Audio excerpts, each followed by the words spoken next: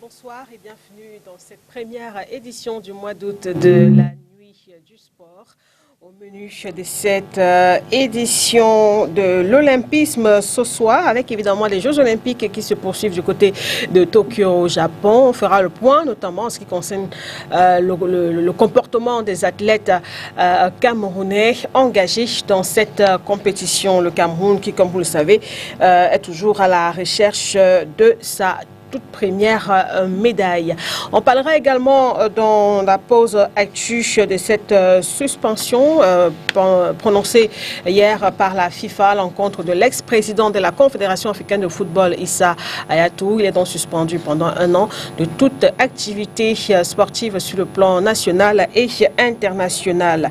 Et dans la seconde partie de cette émission consacrée au débat Coupes africaines, LFPC, élection à l'Africa Foot, où en est-on? Voilà la problématique de ce soir. Pour le moment, 3 invités sur 4 en plateau ce soir. Timothée Makongo, ancien footballeur. Bonsoir Timothée. Bonsoir Makeda et bonsoir aux téléspectateurs. Juste à côté de vous, Albert Atanganafuda, journaliste, il est avec nous ce soir. Bonsoir. Oui, bonsoir la reine, bonsoir tous les téléspectateurs de SCI. Et Tadja Femba, qu'on retrouve avec beaucoup de plaisir ce soir. Bonsoir Tadja. Bonsoir Makeda, bonsoir aux co-panélistes et bonsoir à tous les téléspectateurs d'STV2. Et nous attendons incessamment Samuel Zoké qui va nous rejoindre d'une minute à l'autre sur ce plateau. Juste après la transition, quelques faits d'actualité.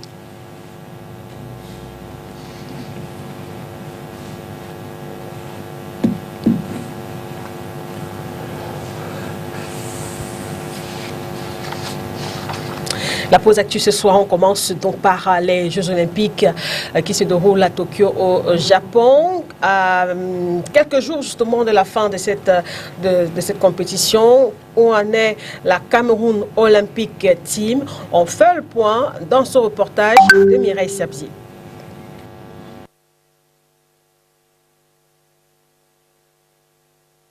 À Tokyo, les athlètes camerounais ont broyé du noir. Sur les 12 de départ, 11 ont été éliminés. Mardi, Emmanuel Essémé n'est pas passé loin de réaliser un exploit en se hissant jusqu'en demi-finale du 200 mètres masculin aux Jeux Olympiques d'été à Tokyo. Avec un chrono de 20 secondes et 65 centièmes, il a terminé 4e de sa série à seulement 5 centièmes d'une 3e place qualificative pour le tour suivant. Lundi, avant lui, une autre chance de médaille pour le pays s'est volatilisée. La championne d'Afrique Clémentine Mokeni Numbisi, 87 kg, a été anéantie en haltérophilie. Elle s'est classée 11e du concours avec une performance de 99 kg à l'arraché et 125 kg à l'épaule jetée. Pour sa deuxième participation aux Jeux Olympiques, l'athlète de 30 ans a terminé très loin des championnes. Comme elle, 9 autres représentants du vert ou jaune sont déjà sortis de la compétition. Il s'agit de Saranana Afou, tennis de table, Vanessa Mbalatangana, Harry Sophie, judo, Wilfried Seyi, Albert Mungue, Aïssi Maxime Niegnon, boxe, Yves Charlie Njoumé, Elisabeth Milanessi, natation et Jeanne Eyenga, haltérophonie. Tout repose sur le porte-étendard du Cameroun. La lutteuse Essombe Tiako, Emilienne, sera le dernier athlète du pays à être présent sur la scène des Jeux Olympiques le jeudi 5 août 2021. Celle qui combat dans la catégorie des 53 kg a la lourde charge de ramener au Cameroun sa première médaille olympique depuis 2008. Voilà, Albert Atanganafuda, peut-être un mot sur cette attitude des athlètes camerounais engagés aux Jeux Olympiques. Sur les 12, déjà 11 éliminés. Ben, moi, je m'attendais un peu à ça parce que je n'ai pas véritablement vu nos athlètes se préparer parce que les Jeux Olympiques, ça se prépare dès la fin des Jeux Olympiques qui se déroulent en ce moment. C'est le lendemain, dès le lendemain qu'on doit commencer à préparer les futurs Jeux. Donc, je ne sais pas, nos athlètes, c'est souvent à 2 semaines ou 3 mois qu'on les met en préparation rapide. Non, ça ne se fait pas. Les autres grands champions, c'est tout le temps, tous les jours, et on n'est pas surpris. C'est même quand il y a contre-performance qu'on est beaucoup plus surpris. Mais ils se préparent pendant 4 ans. Et ça, ils ont des objectifs à atteindre, ce qui n'est pas le cas chez nous. Nous, c'est un peu à la pierre de Coubertin, participer tout simplement. Mais moi, je ne m'attendais pas plus que ça. Même la lutteuse qui est encore en lice et qui doit rencontrer la championne du monde, bon, c'est vrai, on me dira que le Cameroun avait battu l'Argentine en 90. Ouais. Pourquoi pas? Ce qui est vrai. Pourquoi pas? Mais je dis, il faut qu'on rêve. Alors, Tchaja Femba, c'est la même lecture aussi, pas surpris par rapport à ces contre-performances de la Team Cameroun à Tokyo? Un peu surpris parce que malgré qu'on ne se prépare toujours assez mal, on parvient quand même à avoir quand même des prestations qui nous permettent de nous distinguer. Ce n'est pas la première fois qu'on se prépare mal. Donc on a l'habitude de se préparer mal dans ces compétitions. Ce n'est pas pour légitimer l'impréparation, mais c'est juste une façon de dire que les éditions précédentes, on a eu à rapporter des médailles. Les préparations n'étaient pas meilleures que celles-ci. Je crois même que cette fois-ci, nous sommes mieux préparés que les éditions antérieures. Il est arrivé justement qu'on a trouvé peut-être des personnes, des athlètes plus compétitifs que nous, que les nôtres. Et on a une team olympique qui était assez jeune, contrairement aux années précédentes. Donc, on a des athlètes qu'on va revoir dans 4 ans, probablement même encore dans 8 ans. Donc, préparons le lendemain meilleur. Donc, préparons-nous pour 4 prochaines années qui arriveront. Et espérons qu'on aurait quand même l'occasion, la chance de pouvoir revenir avec une médaille. Parce que aller aux Jeux Olympiques et rentrer comme on rentre là, nous ne sommes pas quand même habitués de ce genre de situation. Donc nous pensons que les échéances à venir pourraient nous permettre de gagner au moins des médailles, même comme nous sommes toujours dans l'impréparation pour ce type de compétition. Dans l'impréparation ne justifie pas forcément l'absence de médailles dans nos rangs, en fait. Oui, parce que nous sommes y habitués, que ce soit depuis les années 70 avec des anciens boxeurs qui ont rapporté les médailles olympiques, les footballeurs et tout. En aucun moment, on ne voyait un athlète favori pour un Jeux olympiques où on disait un Camerounais va remporter une médaille. Aucune compétition de Jeux olympiques, on a mis un Cameroun favori, un athlète ou bien une discipline sportive camerounaise favori. Mais on arrivait quand même... On se souvient évidemment des conditions aussi, par exemple de Françoise Bango, par exemple. Voilà, donc que ce soit les boxeurs, que ce soit même les footballeurs en 2000, Sydney, on ne vendait pas cher la peau de lion. Mais on est quand même arrivé à surprendre. Et c'est ça la beauté du jeu. Le jeu a cet aspect incertain. Le jeu a cet aspect incertain. Même comme la préparation au jeu est rationnelle et scientifique. Mais le jeu en lui-même est incertain. Parce que si c'était certain, on ne devait plus parler de jeu. Et dans cette incertitude, le Cameroun a eu souvent la grâce ou la chance de trouver son compte et de renverser et de battre les records. Donc on a eu à citer tous les Jeux olympiques précédents. Et on a vu comment, dans ce fait incertain, on réussit à créer la surprise. Mais maintenant, ça ne doit pas être une habitude. Il faudrait quand même qu'on essaie de s'améliorer et de se mettre au niveau où on peut ramener la probabilité de certitude vers notre camp et non de toujours avoir l'infime probabilité de l'incertitude. Donc je pense qu'avec cela, nous pouvons penser que le lendemain pourrait être meilleur, mais ce n'est pas évident parce que la préparation au Cameroun, on en arrivera au football par exemple. Tout à l'heure. Parce que justement, l'athlète camerounais Emmanuel Essémé, par exemple, Timothée Makongo, engagé dans ces Jeux olympiques, il a dit si les athlètes avaient bénéficié d'une meilleure préparation, lui par exemple aurait fait mieux.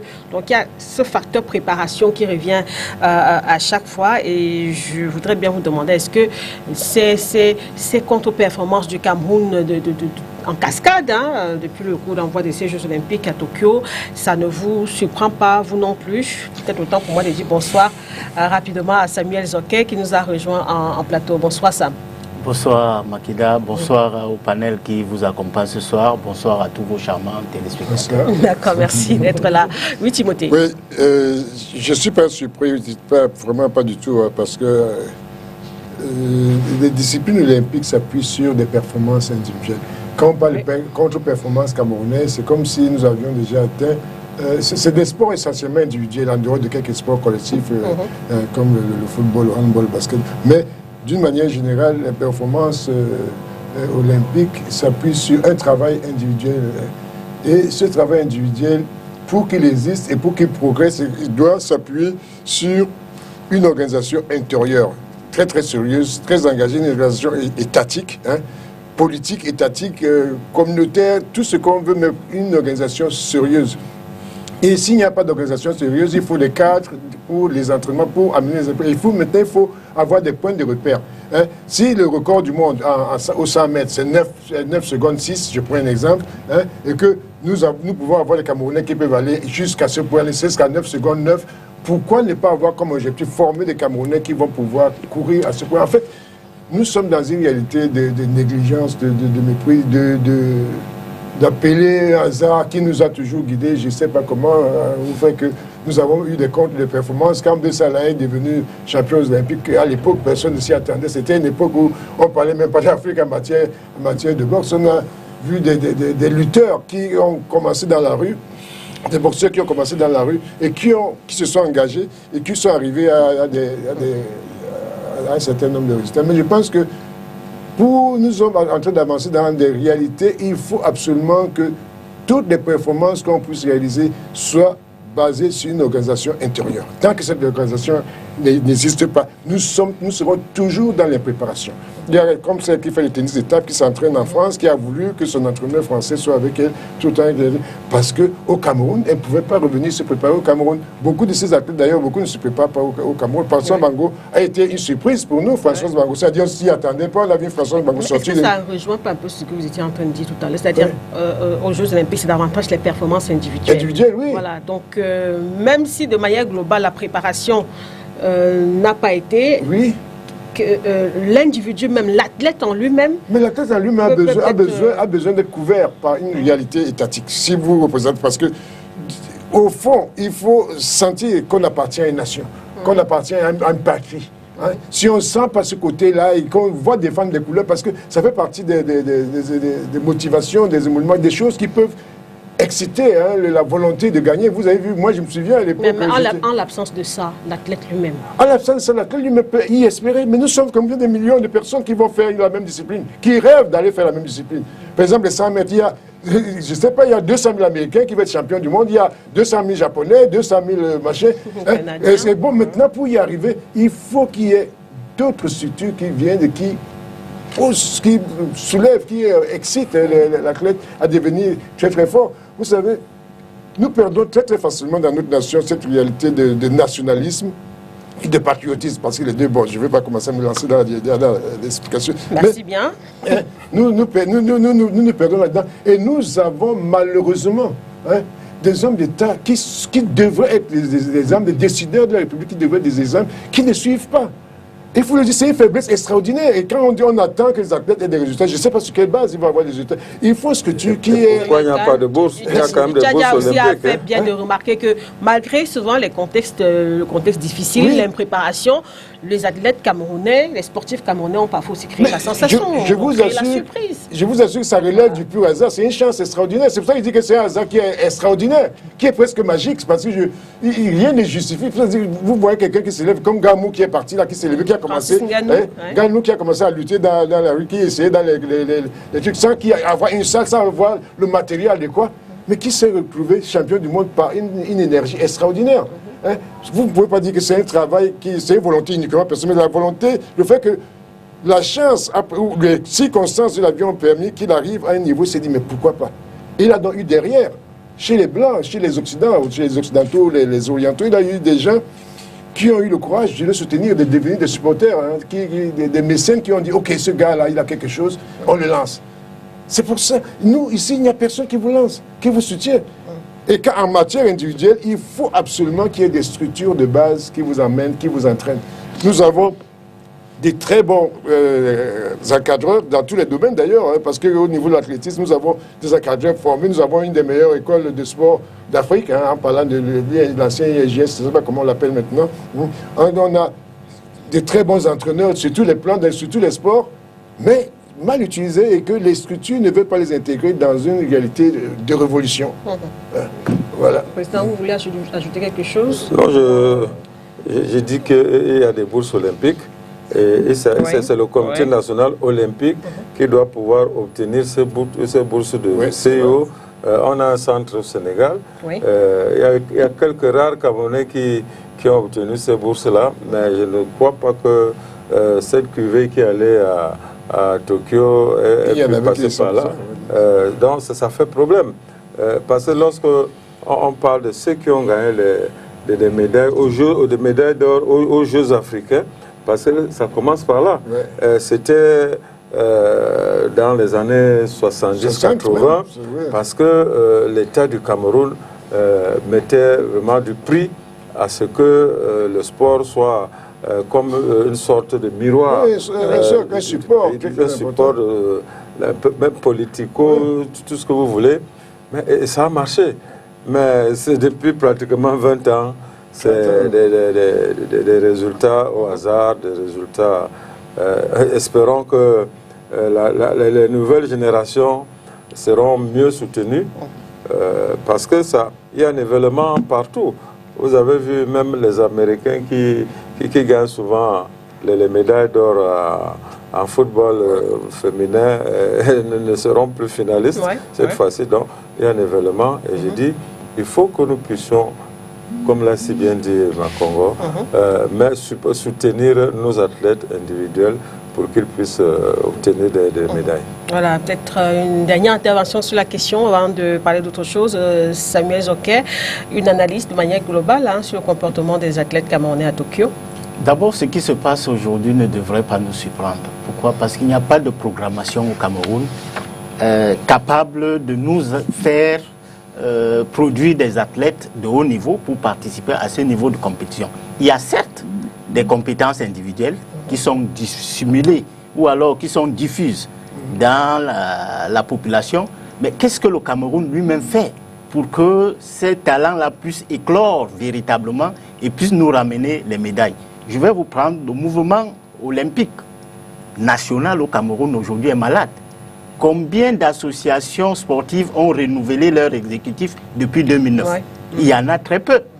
Or, le monde du sport est régi de telle sorte que nous sommes dans les Olympiades de 4 ans.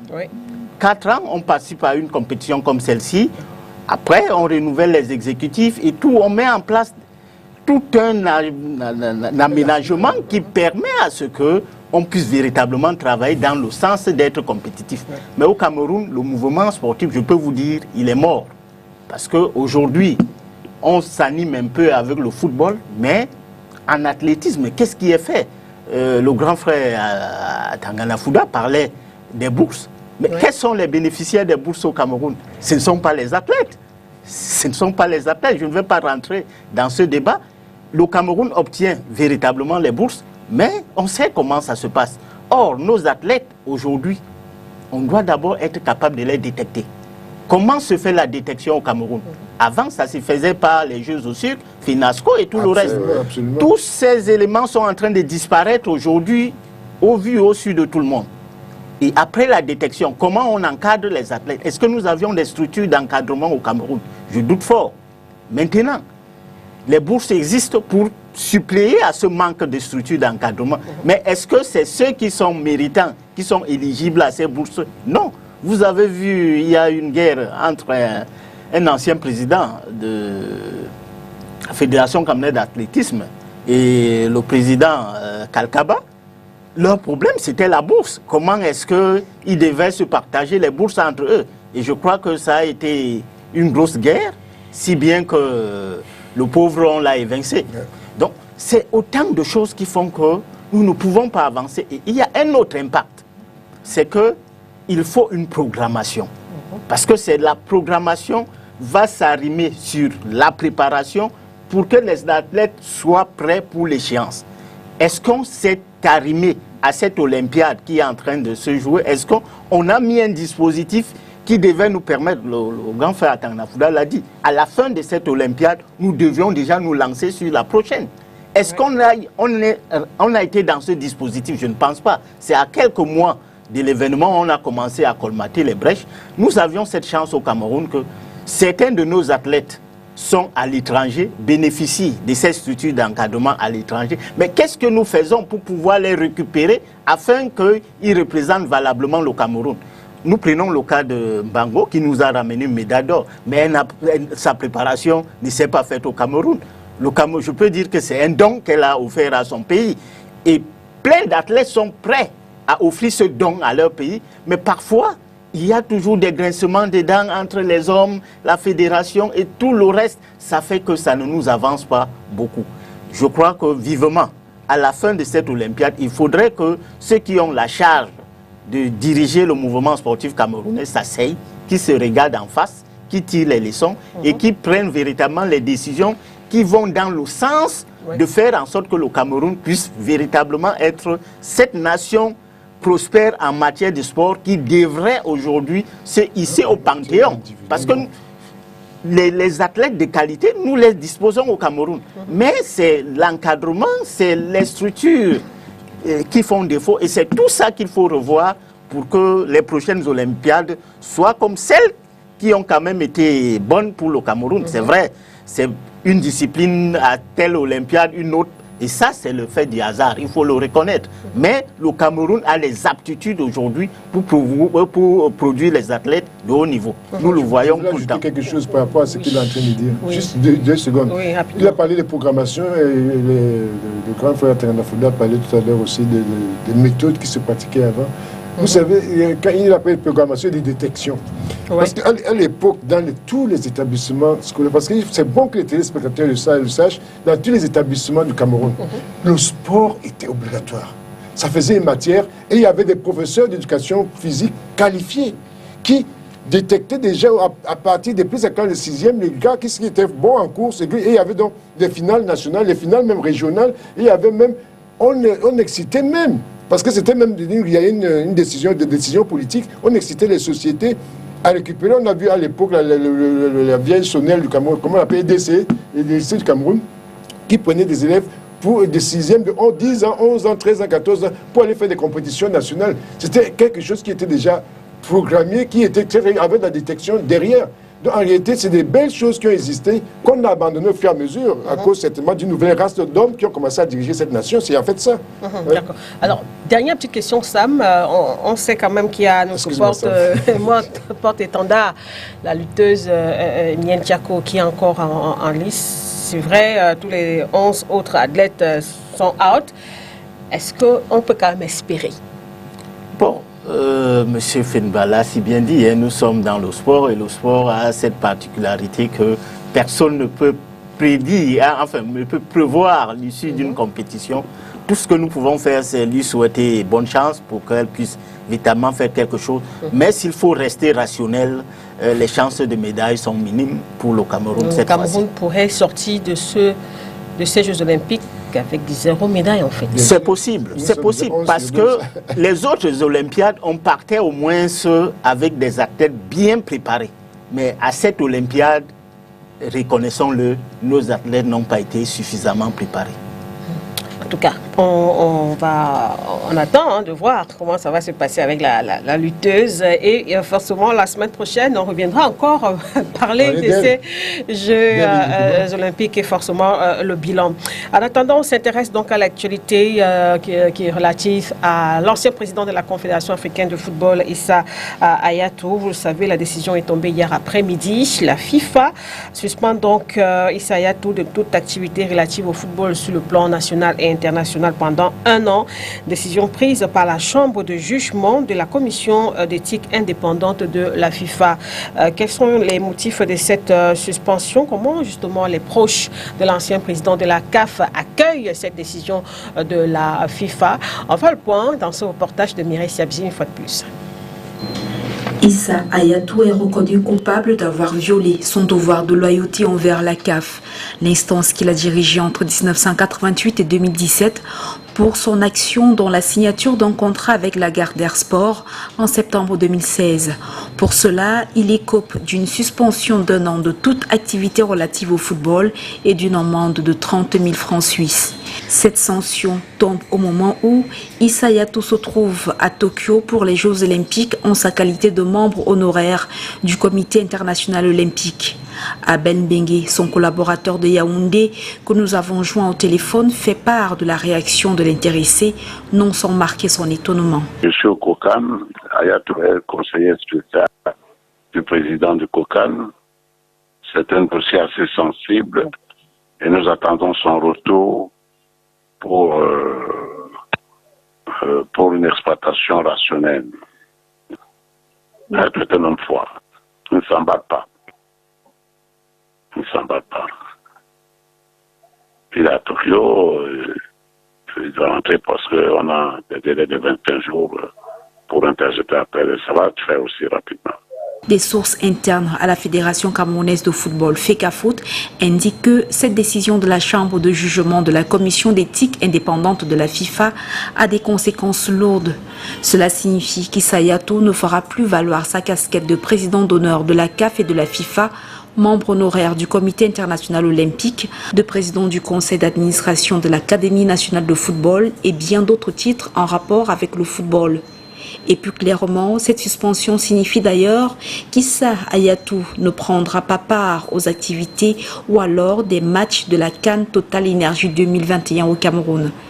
Une présence qui gêne un peu les responsables de la CAF et surtout de la FIFA qui trouvent en lui un obstacle quand ils voudront imposer des volontés au COCAN, s'offusquent certains analystes sportifs. C'est une suspension qui n'est pas aussi anodine que ça. Donc, qui a peur derrière tout, on ne sait pas.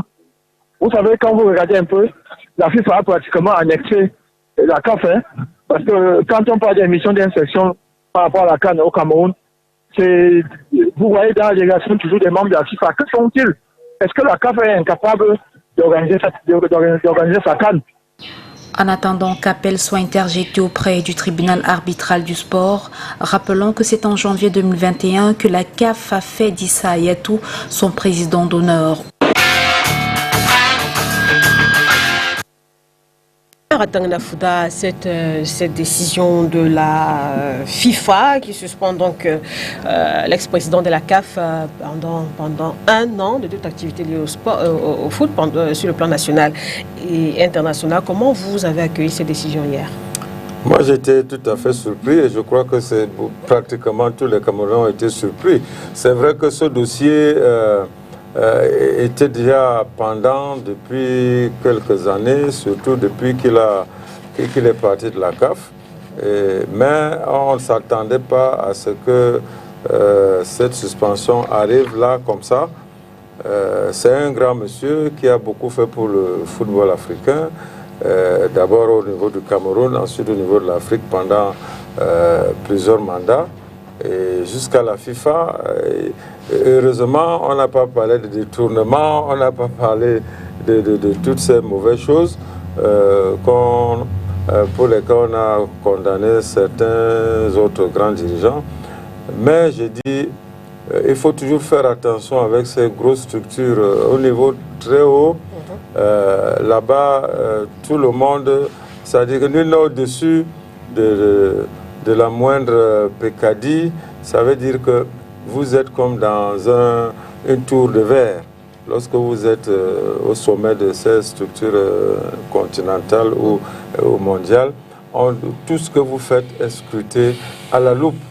Donc, pour moi, j'ai été surpris, mais lorsque j'ai vu les motivations, je ne peux pas parler de ceux qui disent que c'est des règlements de compte. Vraiment, je ne peux pas le dire moi.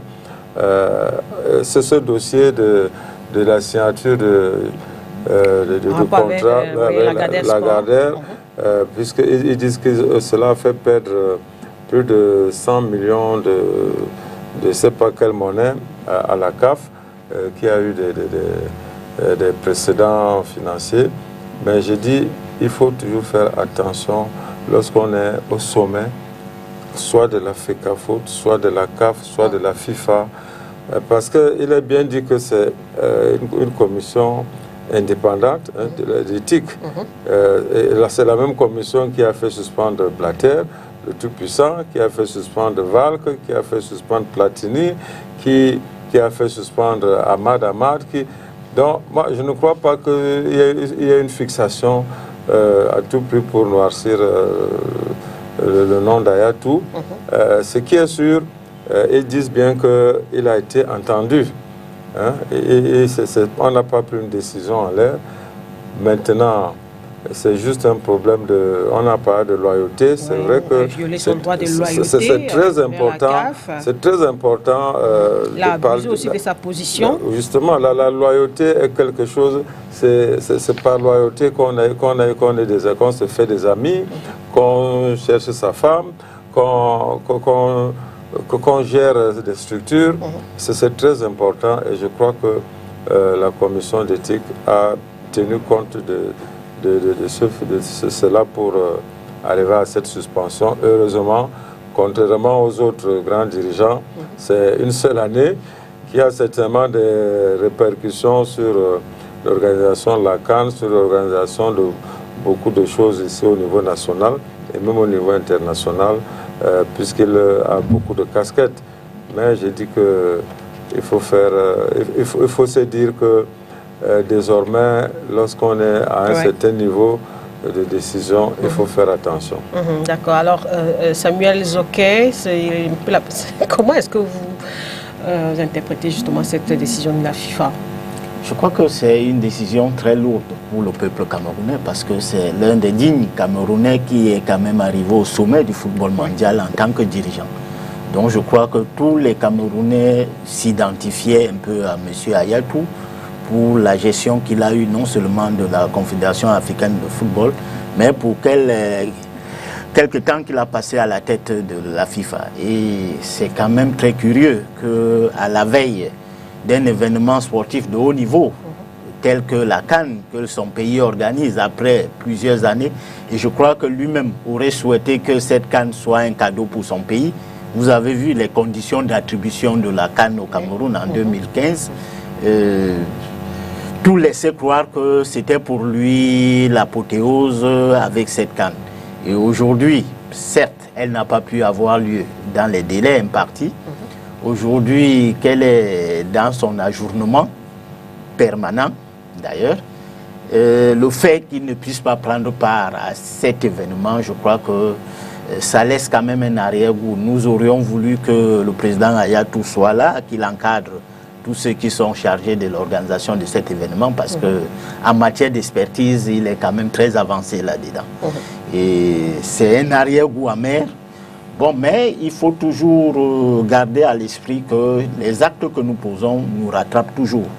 Je pense que je ne vais pas commenter la décision qui le suspend parce que je n'ai pas tous les éléments d'appréciation. Et même si je les avais, il faut quand même reconnaître une chose. Ces organisations internationales-là ont un mode opératoire qui voudrait que soit on vous demande un travail, quand vous n'arrivez pas à le faire, on vous colle les motifs. Les motifs, il y en a toujours.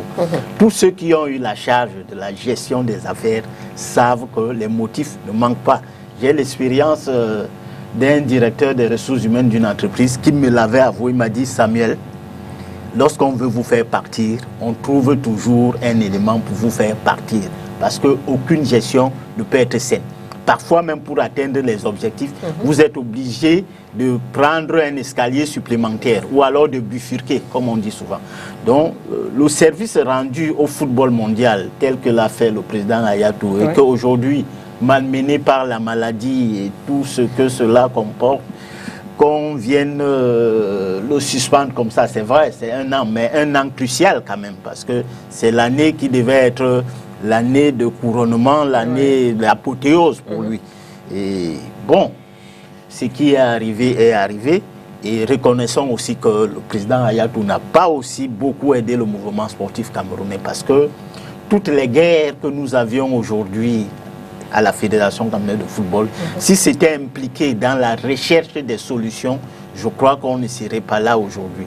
Mais on l'a vu. Il n'est pas suspendu pour ça. Hein? Non, il n'est pas suspendu pour ça, mais on a vu aussi sa connivence avec une certaine organisation qui n'est pas quand même tout ce qu'on aurait attendu de lui, parce qu'un homme de sa trame doit quand même être capable de s'appuyer sur les normes, sur les règles. Mais on a vu qu'à la Fédération camerounaise de football, il a toujours été avec des équipes qui ont été balayées par des décisions soit de la Chambre de conciliation d'arbitrage, soit des décisions du TAS. Nous avons vu le cas Tombi Aroko, nous avons vu le cas Seydou Mbonjoya et le reste. Moi, je pense quand même qu'un homme de sa trame, pour l'honneur de son pays, se serait impliqué de manière rationnelle. Et il faut aussi noter, le Cameroun a une académie de football aujourd'hui au niveau national, l'ANAFoot, mais nous ne voyons pas cette académie s'implanter comme une véritable organisation. Moi, je vois ce qui se passe dans les régions, ce qui se passe à... Or, c'est lui le président du conseil d'administration. Quand vous êtes quand même un homme de la trame, de Issa Hayatou, vous ne deviez pas laisser, vous ne deviez pas accepter du n'importe quoi. J'ai l'impression qu'il a aussi fait preuve de beaucoup de complaisance et généralement ça vaut la trappe. Est-ce que vous n'êtes pas un peu trop exigeant quand même? Non, je ne suis pas exigeant, mais ce que je voudrais dire, ça veut dire que nous sommes là en face de nos aînés, le président Tangana Fouda, quand il faut parler de journalisme sportif. Vous voulez qu'il se retrouve avec des gens qui sont dans la complaisance ou alors qui sont en train de fausser les règles? Ça ne va pas nous laisser l'image de l'homme que nous avions toujours apprécié. Donc c'est ce que nous demandons. Parce que son exemple doit servir. Ça ne sert à rien de s'accrocher sur des institutions internationales, d'être sur le pédigree alors qu'on ne travaille pas profondément pour son pays. Alors, Timothée Makongo, avant l'intervention de Djadja Femba, on a suivi un peu la réaction d'Abel Bengue, qui est assez proche du président Hayatou, qui nous rappelait que justement le président Hayatou est actuellement à Tokyo pour les Jeux Olympiques et que, concernant l'appel, il a dit que ça va se faire rapidement. Donc, on va s'attendre dans les prochains jours à ce qu'un appel soit justement... J'ai suivi attentivement l'intervention de Tangana Fouda et de Sam, qui sont des interventions qui se justifient quand même, mais je voudrais quand même rappeler quelque chose. D'abord, il faut que vous reteniez que Issa Hayatou, ils ont mis quelque chose en marche pour dire qu'il a péché par déloyauté. C'est-à-dire qu'il y a un péché de loyauté, on a estimé qu'il n'a pas été loyal par rapport à une situation. Mais ils ont oublié aussi d'annoncer, parce que moi, dans la recherche d'un certain nombre de quêtes que j'ai pu faire pour comprendre un peu le sens de ces trucs-là, j'ai réalisé qu'à cette époque-là, dans le contrat avec la Gardère, c'était encore une époque qui devait favoriser l'éclosion de l'Afrique en général pour que l'Afrique puisse avoir plus de dimensions, qu'elle puisse se rapprocher des pays occidentaux.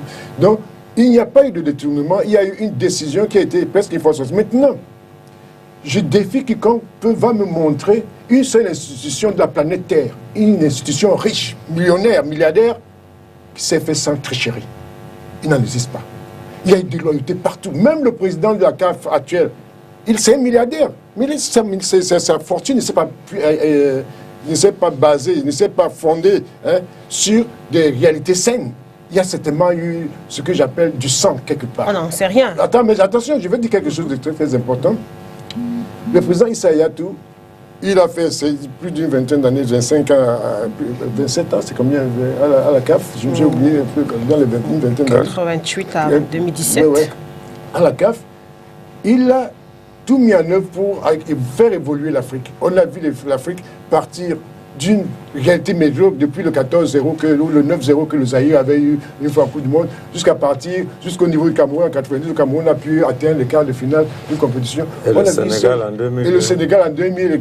Donc on a vu l'Afrique partir d'une participation à un pays, puis à une participation à 2, 3, 5 pays à la Coupe du Monde. Donc c'était l'œuvre de toute une équipe entre les présidents de la FIFA de l'époque, le président de la CAF et d'autres présidents d'autres confédérations. Donc c'était un travail de groupe et d'ensemble. Et dans ce travail-là, il est impossible de ne pas avoir les mains un peu ensanglantées. Ce que je dis ensanglantées, les mains toujours propres. Parce que vous êtes un président qui s'adresse non seulement à 55 nations, mais qui plus tard doit s'adresser à 280 nations sur la planète Terre. Et dans les nations, il y a des déterminismes religieux, des choix de philosophie, des choix de politique, des choix. Ce qui fait que c'est pas évident. Il y a à tout moment des compromis, des compromissions qui peuvent se... J'ai aimé quand Njoka a dit tout à l'heure que en prenant l'exemple de celui qui avait travaillé dans les relations humaines, là, quand on veut vous faire mettre le bâton dans les... Quand on veut vous mettre de côté, quand on veut vous écarter, il y a toujours la possibilité de vous écarter. Le président nous a dit qu'il ne voit pas un règlement de compte. Non, mais de toute façon, dans ce truc-là, il faut tenir compte du coup. La nature, la stature même du président Issa Hayatou fait ombrage à beaucoup de personnalités dans le domaine du football. Infantino d'abord, qui est président de la CAF. Le président Hayatou n'est plus à la CAF. Il n'est plus à la CAF, mais il fait ombrage sa présence. Je comprends un peu la question de notre confrère Gilles tout à l'heure, qui a peur de oui, non, je pense qu'il y a une certaine réalité de peur. Il y a une réalité de gêne. Il gêne un certain nombre. Il peut gêner le président de la CAF, comme l'a gêné l'ancien président qu'on a fait partir, que la même commission a fait partir, parce que bon, lui, c'était d'autres raisons, il était excessif. Mais quand vous pensez que, compte tenu, parce qu'il y a eu, ailleurs tu peux aussi faire appel à une espèce de trahison, que ce monsieur a travaillé pendant 30 ans, a donné 30 ans de sa vie pour faire évoluer, pour faire donner un certain essor au sport, au football africain, et que pour une histoire de déloyauté, d'un contrat, on choisit de le salir pendant qu'il est à sa retraite, ça veut dire qu'il y a un règlement de compte. Il n'y a rien à faire, il y a un règlement de compte derrière, il y a une exécution de quelque chose derrière, il y a une gêne qui se dessine derrière, il n'y a rien à faire. Si c'était le président Tranafoula dit tout à l'heure qu'il est content que ce soit une affaire de détournement, parce que d'une manière générale, quand on attaque ce genre de personnes, on cherche dans les détournements, dans les grosses sommes qui ont été employées d'une manière illicite. Maintenant, j'ai vu le chiffre qui était d'une histoire d'à peu près un peu moins d'1 milliard. Dans Internet, on parle d'un peu moins d'1 milliard. Mais 1 milliard, 1 milliard en France CFA, je parle en France CFA. 1 milliard, je dis, j'imagine mal la FIFA en train de souffrir, là où la CAF en train de souffrir pour une histoire d'1 milliard. Les dépenses qu'on fait, bien que dans les frais d'émission des individus, des autres, là, les déplacements des avions, les billets d'avion, les hôtels, par-ci, par-là, sont énormes en une année. Alors faire appel à la déloyauté d'une personnalité de cette trame, déloyauté, parce que si c'était un détournement ou même une razzia contre un peuple, contre une nation, on comprendrait. Et le rendre public, en cette période, le Cameroun va organiser la CAN, où il est, parce qu'il fait forcément un certain ombrage à la CAF, parce que la FIFA s'implique pleinement dans l'organisation de cette CAN au Cameroun. Elle est pleinement impliquée, la FIFA. Et la CAF, n'ayant plus tout à fait les mains libres, le seul personnage qui peut les gêner, par ses conseils, par sa présence, par sa façon, par sa vision des choses, c'est Issa Hayatou. Il est logique qu'on puisse vouloir l'éliminer. Je prends cet exemple, mais il y en a certainement d'autres. Bon, maintenant, pour un peu revenir sur ce que Sam Zoka disait tout à l'heure, Sam Zoka dit tout à l'heure qu'il a eu l'impression que Issa Hayatou ne s'est pas assez impliqué dans les processus camerounais. Le processus camerounais de sport est assez compliqué. Et quand on atteint une certaine stature d'homme, ceux qui sont en place, qui sont les hommes politiques, les hommes d'État, ont tout de suite une disposition de rejet à ceux qui viennent de l'extérieur, ceux qui sont, parce qu'un chef, un président de CAF, presque comme un chef d'État, comme le président de la FA, presque un chef d'État. Donc, s'il s'implique dans les politiques intérieures du sport d'une nation, on va dire, ah, le voilà qui s'implique déjà. Parce qu'en réalité, dans les coulisses, il donnait beaucoup de conseils aux différents... nous souvenons dans les associations de joueurs et tout ça là. Il a eu à nous donner beaucoup de conseils, à nous dire, nous demander de respecter les tests, de respecter ceci. Mais il ne peut pas intervenir de manière très, très officielle parce que ça pourrait ressembler à une sédition, à une volonté de bousculer quelque chose. Tout est interprété, surtout dans des pays où chez nous, comme chez nous, la corruption est très très forte et où même la réalité d'exclusion est très très assise. Et dans un pays comme le nôtre, quand vous voulez intervenir parce que vous voulez vraiment opérer dans un devoir de nationalisme ou de patriotisme, il y a de fortes chances que les hommes politiques, même les décideurs qui sont en place, commencent à vous torpiller. C'est quelque chose d'extraordinaire. Moi, quand je vois même le simple rassemblement parfois des joueurs, des anciens internationaux, on fait encore une sélection, on fait encore de l'exclusion. À tous les niveaux, on fait de l'exclusion. Excusez-moi, mais moi, je pense que c'est un coup monté contre Issa Hayatou. Moi, je le dis crûment, c'est un coup monté contre lui. C'est un coup monté, Djadja Femba, coup monté aussi ou pas, finalement? Non, je pense que nous devons nous départir de l'émotion. C'est vrai que c'est un Camerounais qui a été suspendu, et ça fait mal parce que nous sommes Camerounais. Suspendu, pourquoi maintenant? Maintenant, les raisons pour lesquelles il a été suspendu me semblent être purement et simplement fondées. Donc, il faudrait d'abord qu'on admette que les raisons sont fondées. Et deuxièmement, le temps de la justice n'est pas le temps des hommes. On aurait souhaité que cette décision, si cette décision arriverait, peut-être après la CAN, ça devait faire moins mal aux Camerounais. Je suis d'accord. Mais ce n'est pas les hommes qui donnent le temps pour pouvoir rendre une décision de justice. Plus loin, il faudrait noter que ce contrat qu'il a paraphé, que son comité exécutif a paraphé, a fait perdre de l'argent à la CAF. C'est ça même le nœud. C'est ce qui est annoncé. Moi, je ne sais pas, parce qu'elle a dit que c'est fondé. Je dis c'est ce qui est annoncé. Excuse-moi. Voilà, je peux terminer. Oui, vas-y. On se lève un matin pour suspendre quelqu'un. Il y a quand même des préalables. On a écouté les parties. On a ressorti les faits. Il a la possibilité de faire d'interjeter appel et d'apporter des démentis aux allégations qui ont été faites à son sujet. En entendant, nous s'y attenons à la décision qui a été rendue. Ça fait perdre de l'argent à la CAF. Et lorsque vous avez une entité, vous êtes là pour faire entrer de l'argent. Lorsque les dirigeants d'une entité font perdre de l'argent à la CAF, à cette entité, on s'interroge. Quelle était la motivation de faire perdre de l'argent à la structure? Attention à ce qu'il faut annoncer au public. Est-ce que c'est ça le sujet? Non, il ne faut pas continuer. Il est en train de... Parce qu'il affirme de manière claire et c'est une explication. Il est en train de réagir. Timothée Wakongo, vous êtes prononcé sur le sujet. Non, la décision, c'est quoi? On est en train de parler de la décision, non? Oui, ok. On parle de la décision de la suspension. Mais les faits, bon. On parle de la décision, mais maintenant on combat la décision. Est-ce qu'on combat les faits? Ici, on est là pour la décision. Si on est là pour les faits, vous me dites... Mais vous parlez des faits, c'est vous qui parlez des faits. La décision est déjà là. La décision est là, mais vous dites que les faits sont absolument avérés. Bon, moi, je veux qu'on se comprenne seulement. Non, je veux comprendre, vous ne me comprenez pas. La décision, c'est quoi? Il a fait perdre de l'argent à la CAF. On est d'accord ou pas? Je ne sais pas. C'est toi qui le dis. Et moi, dans notre journal, dit qu'il n'a jamais fait perdre à la CAF. Il y avait deux contrats. Que je ne comprends pas. Vous avouez quelque chose que vous avez lu. Moi aussi, j'avoue quelque chose que j'ai lu. Mais vous ne pouvez pas dire que le fait là est avéré. Vous voulez nous perdre? Non, je ne vous perds pas. D'accord, Timothée, laissons-le terminer. Puis vous pouvez rebondir. Vous pouvez rebondir si vous voulez. On le laisse terminer. D'accord. La commission se penche parce que le comité exécutif de Issy Hayatou a fait perdre l'argent à la CAF en octroyant un contrat moins offrant que l'autre. Ok, c'est là, nous sommes d'accord. Donc, si à un moment, on veut voir clair, elle s'est penchée, elle a voulu comprendre les raisons pour lesquelles on permet à ce que la CAF octroie ce contrat et non à l'autre. Voilà la raison principale. Et maintenant, si vous faites perdre l'argent, et on constate... On reproche aussi de n'avoir pas impliqué certains membres du comité exécutif. Mais c'est ça le lobbyisme. Il a créé son lobbyisme. Il a créé son lobbyisme dans la discussion. Et de façon, dans ce lobbyisme, ils ont octroyé ce contrat. Ce qui a fâché une partie du comité exécutif. C'est ça le problème fondamental. Maintenant, si on va bon l'aimer ou d'autres pas camerounais, dit le temps, n'est pas le temps, mais il faut comprendre que là, il y a une faute. Il y a un problème de loyauté. C'est constant. Maintenant qu'on veut le faire par rapport à services rendus après la CAN ou avant, là-bas, c'est un débat d'émotion. Mais de façon froide, il faut comprendre que la CAF a perdu de l'argent.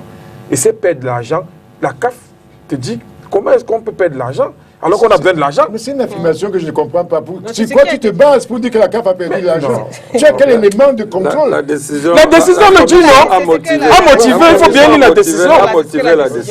C'est même la raison fondamentale. Parce qu'elle se penche, parce qu'elle constate qu'elle aurait dû gagner, elle en perd. Comment vous donnez un contrat au moins offrant? Quelles sont les motivations qui vont pousser à donner le contrat au moins offrant? C'est pour ça qu'on l'a entendu.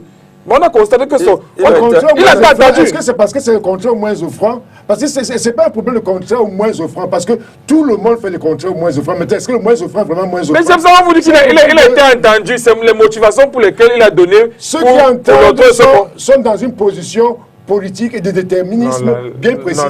Et ceux qui décident... Mais j'ai dit, je comprends. Moi, je m'appuie sur le fait que c'est un défaut de déloyauté. Ils ont parlé de déloyauté. Mais c'est là que vous parlez. La loyauté, il n'a pas été loyal. Mais quand il y a perte d'argent, il y a forcément ça, c'est très grave. Non, il n'y a pas perte d'argent n'est pas forcément lié au détournement. Parce que quand vous octroyez un contrat au moins offrant, vous faites perdre de l'argent. Toutes les CAF de l'Afrique ont perdu de l'argent, sauf la CAF sud-africaine. Toutes les CAF ont perdu de l'argent, sauf la CAF sud-africaine. Expliquez-moi pourquoi la CAF a perdu cet argent. Et puis, vous mélangez les choses. Avec vous mélangez les choses. Il a encore exercé pendant 3 ans. Expliquons de façon saine terre à terre. Vous avez une marchandise que vous vendez. quelqu'un vous propose 100 francs, l'autre vous propose 80. Vous donnez à 80 francs alors que vous avez besoin d'argent. C'est ça de façon terre. Non, mais c'est pas ça de façon terre. Non, c'est ça de façon terre. C'est là, rien à voir avec ce que je vois. Et c'est depuis 2017 que la commission a été... Ah, elle était saisie, c'est pas une affaire... Ce n'est pas une affaire d'hier. Je suis d'accord. Elle a pris au moins 4 ans pour écouter, avant de se pencher, pour finir et ressortir tous les contrats et entendre les parties. On a entendu tous ces parties. Ça me veut parler, s'il te plaît. Vous avez terminé. D'accord, oui, Samuel. Mais il y a quand même des éclaircissements qu'il faut apporter dans ce dossier. On ne peut pas reprocher au président Hayatou d'avoir concédé le contrat au groupe Lagardère sans avoir fait appel d'offres. Et on dit qu'il a fait perdre de l'argent. Parce que s'il a vraiment fait perdre de l'argent, ça veut dire qu'il y a eu plusieurs soumissionnaires et il a choisi le moins offrant. Or, on lui reproche de n'avoir pas ouvert d'appel d'offres. Comment les autres offres pouvaient donc être évaluées puisqu'elles n'ont pas été ouvertes à manifestation? Vous comprenez un peu? C'est clair. Ça veut dire quoi? Ça veut dire qu'aujourd'hui, et le problème il est fondamental, c'est la guerre entre la firme Adidas et la firme Nike. Et la firme Nike, c'est elle qui est le sponsor de la FIFA. La FIFA aurait souhaité que la CAF utilise la même firme qui est son sponsor. Et je crois qu'à ce niveau, le président Hayatou était quand même un homme de poigne. Voilà. Il a dit non. Il a choisi son sponsor. Pour la CAF, la FIFA ne va pas nous imposer de sponsor. Et il a dit, je vais travailler avec le groupe Lagardère. C'est vrai, ce n'était pas pour un contrat d'équipementier, c'était beaucoup plus un contrat de retransmission des droits TV. Des droits TV, où le groupe Lagardère était plus impliqué que la firme que proposait le groupe Nike. Ça, c'est le nœud du problème. Mais maintenant, nous avons vu, avec le groupe Total, qui est aujourd'hui sponsor, est-ce qu'il y a eu appel d'offres? Il n'y a pas eu appel d'offres. Pourquoi on ne le reproche pas au président Hayatou? Nous avions vu lorsque le Maroc a décidé de ne pas organiser la CAN, je crois en 2015, le président Hayatou, par son entregent, est allé voir l'État de Guinée équatoriale. On a organisé... Pourquoi on ne lui reproche pas de n'avoir pas consulté son comité exécutif ou alors d'avoir fait à sa tête? Il faudrait qu'on cesse quand même de mélanger tout. Aujourd'hui, M. Hayatou et tous le groupe qu'il a soutenu ou alors tout le groupe avec lequel il était à la FIFA n'est plus là. Et je crois qu'on veut bannir toute cette race définitivement. C'est des guerres qui sont... Vous croyez à un complot? Oui, c'est un complot. Et surtout que n'oublions pas, il y a une guerre qui a toujours existé entre M. Hayatou et l'actuel secrétaire général de la CAF aujourd'hui, le M. Moussengo. Véron Moussengo. Ça, ne l'oublions pas. Mais nous n'allons pas lire dans les enveloppes. La réalité, c'est quoi? Nous n'avons pas lu dans les enveloppes. Il faut qu'on dise les choses. Il ne faut pas faire des déclarations qu'on ne peut pas prouver. Déclaration c'est une analyse logique. Monsieur Fenba, c'est une je analyse. vous dis, c'est un milieu où tout le monde connaît tout ce qui se passe. Et la réalité, c'est que au dernier voyage de monsieur, s'il vous plaît, laisse-moi parler, au dernier voyage de monsieur Moussengo au Cameroun, où il venait signer l'accord cadre avec l'État du Cameroun, vous savez qu'il y a eu cash entre M. Hayatou et M. Moussengo. Et cet accord cadre n'a pas été signé. Apprenez quand même à voir les informations réelles. Le problème, c'est qu'on ne va pas rentrer dedans, mais ce qui est vrai, c'est que lorsque M. Hayatou a fait son alliance avec M. Blatter, la première victime était M. Moussengo. Tout le monde le sait. Aujourd'hui, qu'il a été rétabli par Infantino qui veut éliminer toute cette race d'hommes, je crois que le dossier Hayatou a été véritablement réveillé pour le mettre de côté. Parce qu'il ne doit pas faire ombrage à Infantino et aux enfants d'Infantino dont on est en train de vouloir faire la promotion. C'est vous qui le dites, c'est chacun, les commentaires sont libres. Oui, Albert. Je crois que la motivation de cette décision est au moins sur plus de 30, 40 ou 50 pages. Il faut d'abord bien la lire et décortiquer. Surtout qu'il y a des éléments qui se contredisent. Je vous prends un élément. Merci. Comment on peut dire que quelqu'un n'a pas fait appel d'offres et on dit qu'il a donné le contrat au moins offrant? Comment vous pouvez le dire? On dit aussi qu'il n'a pas impliqué plusieurs membres du comité exécutif. Voilà. C'est des décisions à la CAF qui n'impliquaient pas le comité exécutif, monsieur. C'est très courant. Je vous dis, le cas du choix du sponsor actuel, qui est Total, tous les membres du comité exécutif de la CAF n'ont pas été impliqués. La décision de faire jouer la CAN en Guinée équatoriale, tout le monde l'a... Parce que c'était une question d'heure. C'était une question d'heure. Il fallait prendre une décision et parfois, on va très vite. Et maintenant, est-ce que quand aujourd'hui, le Cameroun est en train d'organiser la CAN, la FIFA est en train d'imposer, je crois que son agence de marketing, est-ce que M. Infantino a impliqué tous les membres de son commerce à la FIFA pour le choix de ces marketistes? Je ne crois pas. Donc il y a beaucoup de choses comme ça qui nous échappent. Il ne faut pas affirmer parce qu'il y a les téléphones qui marchent, il y a... il y a beaucoup de moyens de communication qui marchent. Il y a même des consultations. Il y a des consultations par tous les moyens. Nous ne pouvons pas savoir. Mais moi, j'ai dit une chose. Si on veut revenir sur le Cameroun, il y a beaucoup de problèmes, que le Cameroun pose beaucoup de problèmes à la CAF et par incidence à la FIFA. Parce que même si ça se joue au Cameroun, la FIFA, d'une manière ou d'une autre, sera impliquée partout où se joue le football. Alors, nous ne sommes pas prêts à 100%. Ça provoque donc je peux m'appeler ça une sorte de chantage. Vous n'êtes pas prêts, donc on n'est pas sûr que vous pourrez réussir ceci ou cela. Nous préférons prendre ça à notre compte. Ça se fait partout. Mais ça ne veut pas dire que on peut affirmer ici le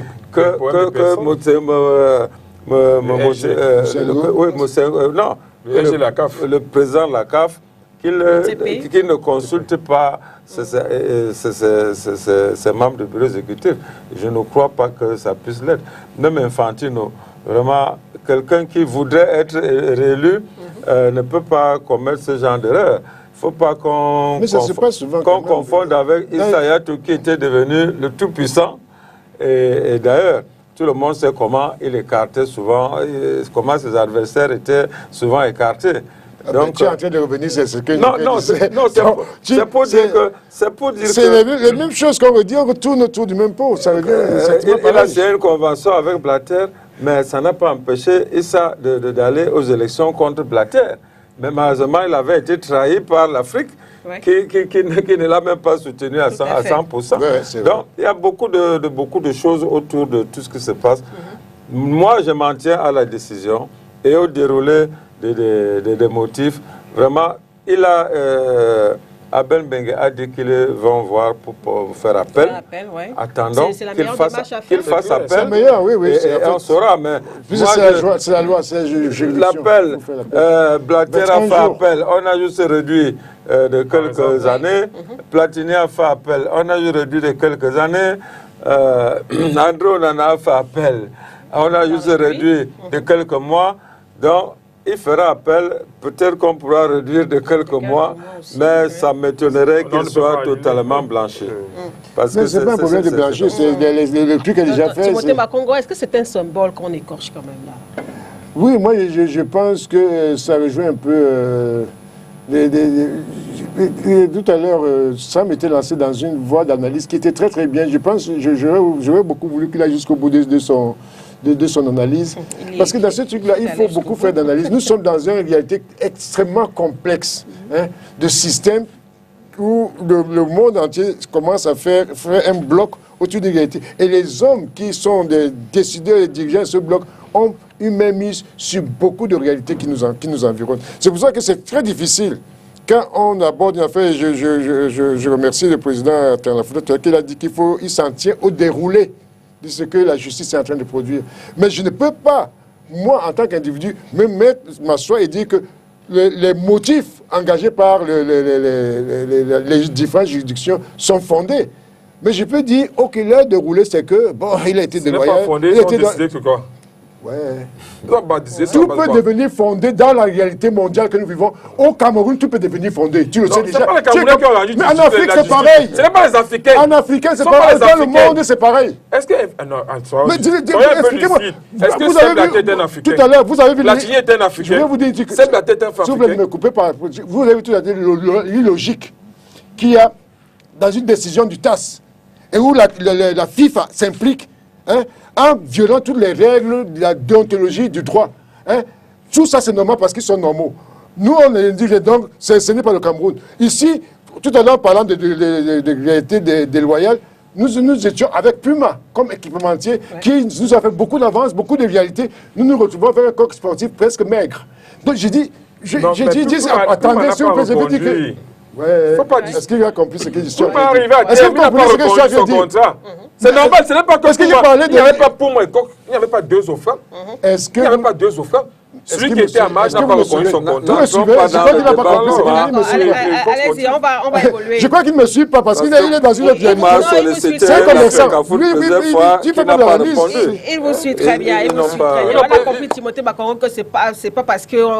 Je dis ce que le président du talent disait qu'il s'en tient au déroulé. Nous nous tenons au déroulé. On s'en tient à la décision. Oui, au déroulé, à la décision. Je dis, mais je ne peux pas. Il ne faut pas avoir des affirmations sur des faits que nous ne connaissons pas. Commencez à imaginer tout simplement. Maintenant, tout est possible. Moi, j'ai vu, en tant que Camerounais, je suis Camerounais depuis de nombreuses années, et j'ai vu des réalités complètement fausses devenir officielles par les décideurs de la nation. Je l'ai vu au Cameroun, je l'ai vu en France où j'ai vécu longtemps, ou même aux États-Unis. J'ai dit que j'ai vu des réalités dessus des faits vrais qu'on a déformés et on a rendu officiel des choses. Parce qu'il fallait justifier. Être attaquable, si on vous suit. Les décisions peuvent... Toute décision est attaquable. Toute décision est attaquable. On comprend, hein, les motifs... Aucune réalité n'est inaliénable. Dans le monde où nous vivons actuellement. Donc, dire qu'il y a des raisons justifiées, j'ai dit, ou avérées, j'ai dit, il faut faire attention. Maintenant, occupons-nous de déroulé juridique. Ok, on s'en tient là, au déroulé juridique. Alors, même si quand même, pour terminer sur cette question, le président Ayatou n'avait pas été inculpé dans une quelconque affaire par le passé, on sait aussi que son nom est apparu plusieurs fois dans certaines affaires. En 2011 d'ailleurs, il avait reçu un blâme du Comité international olympique pour conflit d'intérêts dans l'affaire de Potvin ISL, partenaire commercial de la FIFA dans les années 90. Et il avait été également mis en cause dans l'affaire de corruption qui a secoué la FIFA. En dépit de tout ce que la presse raconte, je n'ai jamais trempé dans une histoire, jamais, avait-il donc martelé, souvenez-vous, en 2015 sur les ondes de RFI. Aujourd'hui, Djadja Femba, il y a cette sanction-là de la FIFA qui est là. Est-ce que cela vient justement contredire un peu cette posture de l'ex-président de la CAF? Pas contredit. Donc, dans ses déclarations, il parlait plus dans le sens de détournement, pot de vin. Il ne savait pas qu'on pouvait arriver au niveau de la loyauté. On ne pouvait arriver. Donc, pour lui, c'était un fait qui paraissait pour lui simple. Vous savez que lorsqu'on a un certain niveau de responsabilité, on ne peut pas contrôler à 100% tout ce qui pourrait arriver. Donc, il s'est dit, on l'a fait. Et on avait peut-être l'assentiment. Parce que lorsque vous dirigez pour longtemps, à un moment, vous vous dites que ce que vous pensez, c'est ce que tout le monde pense. Ça, c'est, en management, c'est vraiment très courant. Lorsque vous êtes sur un poste pour longtemps, vous n'avez même pas souvent de consulter votre comité. Le comité vous dit, et par solidarité, on se dit qu'on a pensé tous ensemble. Donc, justement, et cette erreur qu'il avait commise en ce temps, il n'avait pas percuté ça comme quelque chose qui pourrait être un chaos à l'avenir. Maintenant, il n'a pas été impliqué quand même sur des faits de corruption. Là, c'est vrai. Pour l'instant, il n'y a pas encore eu des dossiers qui l'accablent. À chaque fois, il était accablé, mais il a été soupçonné de beaucoup de faits, mais il a été blanchi. Mais pour ce fait, je pense que c'était quand même, ça a été quelque chose qu'il n'avait pas attendu, qui ne se serait pas attendu. Ça ne contredit pas son propos. Ça se concrétise pas, il aura son moyen de défense pour expliquer les raisons encore, ou bien pour attaquer, pour dire les motivations exactes pour lesquelles l'on fait pencher sur cet annonceur, et non sur d'autres. Donc, mais jusque-là, il reste quand même grandi de son passage à ce niveau, à la CAF et au niveau de la FIFA. Mais il faut rester lucide des fois pour dire que cette décision devrait nous ouvrir les yeux que nos autres Camerounais qui sont au niveau de gestion de ce type de structure devaient être plus prudents et vraiment faire très attention lorsqu'il s'agit des décisions à prendre. Surtout ce qui concerne entrer ou sortir d'argent dans une entité. Vous rejoignez un peu là le président Albert Tangafouda il y a un instant. Alors pour terminer, on a vu la FIFA suspendre Ahmad Ahmad, ancien président de la CAF. Maintenant, c'est Issa Yatou, ancien président de la CAF également, qui occupe d'une sanction. Est-ce que, définitivement, le poste de président de la CAF, je voudrais un peu... Est-ce qu'il faut avoir peur? Non, il ne faut pas avoir peur. Il faut pas avoir peur. Si c'est pour à chaque fois sortir un peu par la petite porte. Tous deux ont des suspensions, mais ce n'est pas les mêmes motifs, ce n'est pas les mêmes faits. Et Aman, il a fait quelques années, et puis bon, vous savez, beaucoup les gens l'ont même oublié, beaucoup de gens ne savent même pas qu'il était président de la CAF, mais Issa Yatou, quand même, c'est une icône. Il a marqué la CAF pour sa longévité et pour ses services rendus au niveau de la CAF et au niveau de la FIFA. Donc, le fait Issa Yatou est vraiment parlant, mais maintenant, dans chaque décision, on retrouve de façon objective des faits qui sont vraiment rationnels, qui sont vraiment palpables. Maintenant, il faut qu'on soit un peu plus lucide. Peut-être, on dirait que le lobbyisme actuel expose plus les petites situations qu'on aurait dû gérer auparavant à l'interne. Mais quand on a tort, on a tort. Maintenant, l'impunité n'est pas la loi. Ce n'est pas parce que, pour une fois, vous avez eu coutume à enfreindre les règles, les règles, et on ne vous a pas puni. Et lorsqu'on vous punirait, vous croyez que on a plutôt enfreint la loi. Non. Donc c'est une bonne attitude au niveau des différents comités des commissions. Mais il faudrait aussi noter que nous sommes dans cette situation parce que depuis fort longtemps, on est dans l'impunité. On arrivera dans le football. C'est parce que la CAF a favorisé l'impunité au Cameroun. C'est parce que la FIFA même a favorisé l'impunité à la CAF. Non, mais justement, c'est une chaîne. Donc, dans cette impunité, à un moment, il faut qu'on se ressaisisse. Et peut-être dans ce ressaisissement, il faut casser, comme on dit, on peut faire le sommet sans casser les œufs. Oui. En cassant les œufs, c'est peut-être la tête de Camerounais qui tombe ou la tête d'un Camerounais qui tombe. Mais évitons de toujours voir ça comme des décisions à tête chercheuse. Voyons ça dans le sens que les institutions doivent avancer, le respect des règles doit avancer. On doit être purement dans le respect de nos règles et on doit concourir à une gestion saine, même si elle n'existe pas, mais on doit tendre vers une gestion assez assainie. D'accord, on aura l'occasion évidemment de rebondir puisque Abraham Bengue disait que voilà, ils vont interjeter appel, ça va se faire rapidement selon ses propres déclarations et on reviendra forcément débattre sur ce sujet. On va rapidement terminer cette première partie de l'émission avec une note sur la Coupe d'Afrique des Nations Cameroun 2021 qui se profile à l'horizon. Le ministre des Sports qui a effectué du 30 au 31 juillet dernier une mission de travail du côté de Garoua. C'est évidemment dans le cadre des préparatifs de cette compétition avec à l'image les chantiers sur le plan sportif et même hôtelier comme on va le voir. Il était donc question pour le COCAN de procéder à un dernier contrôle du dispositif d'accueil tant au niveau des différentes infrastructures des procédures que des ressources humaines. Le ministre des Sports affirme que le résultat est globalement satisfaisant à Garoua.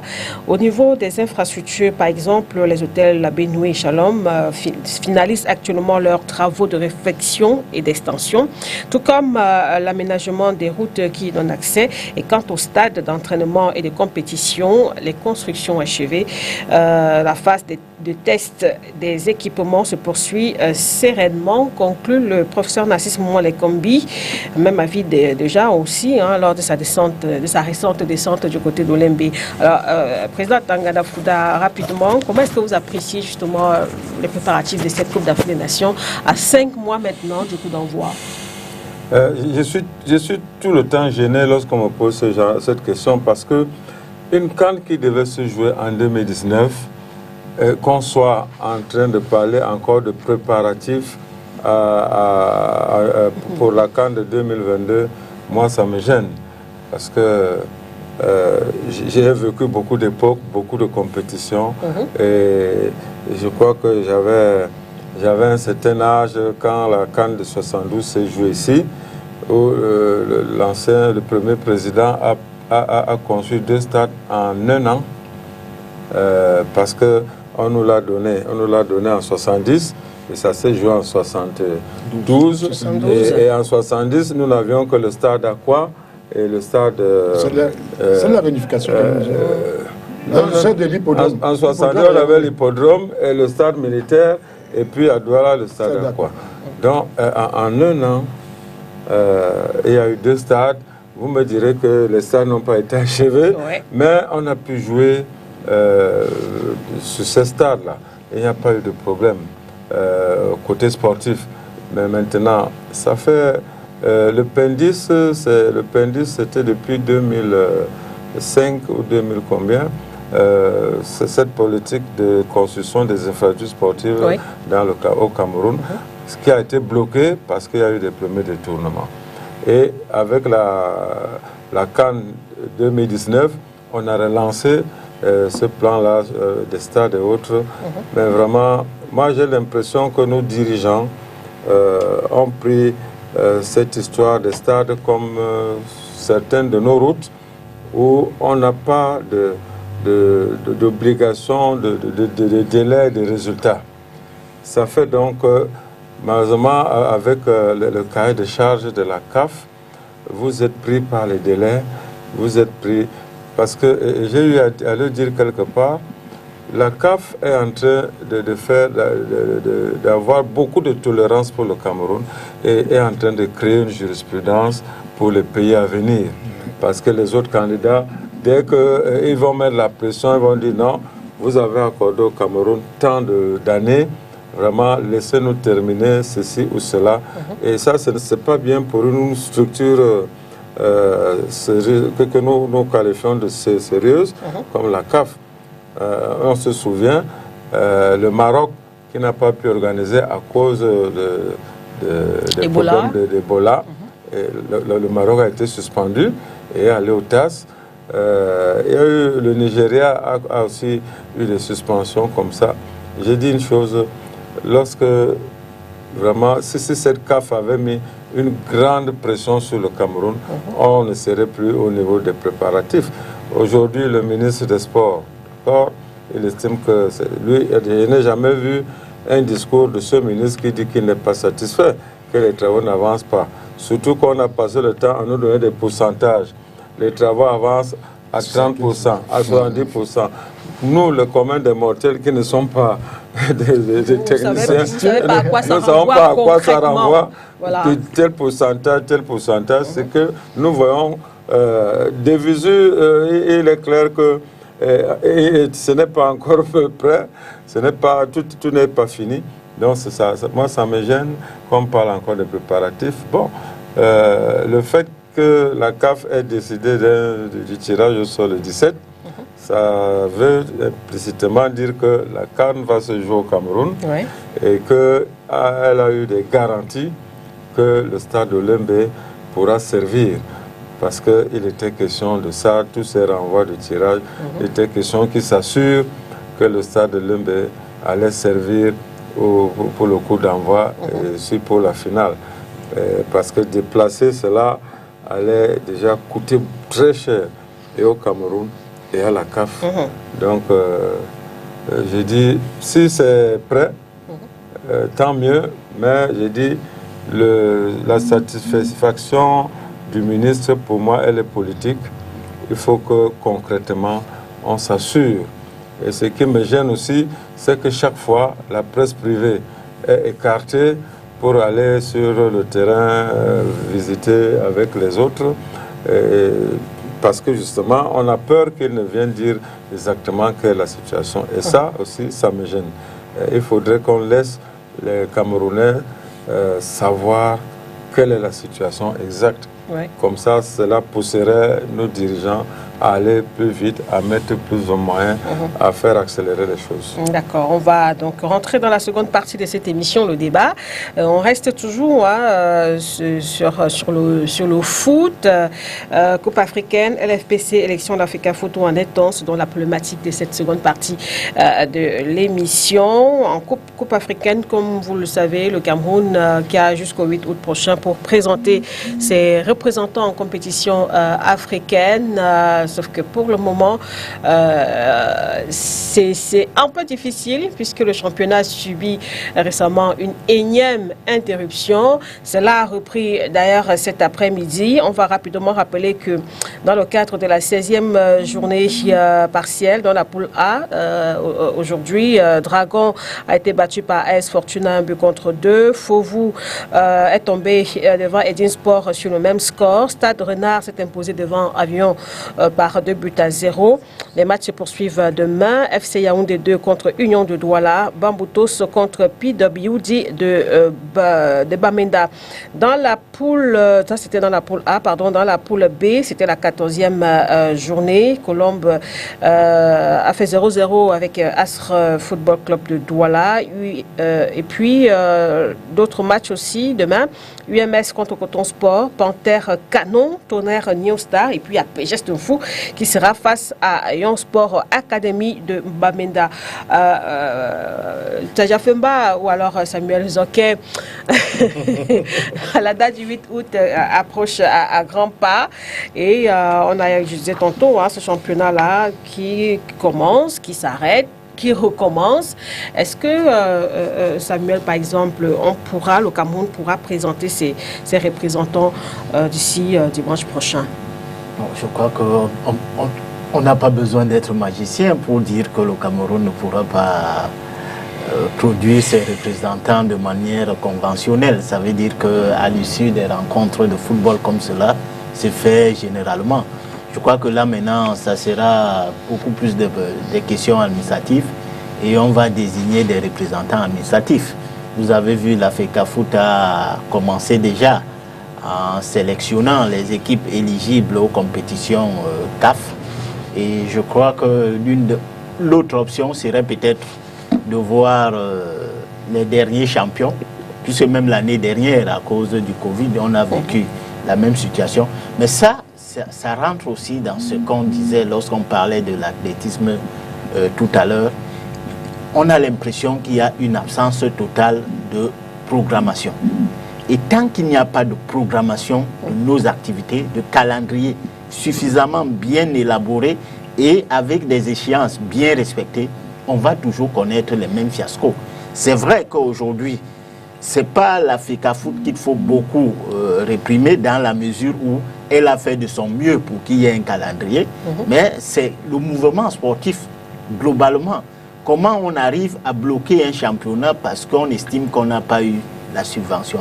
Comment cette subvention devient l'élément catalyseur ou alors l'élément moteur?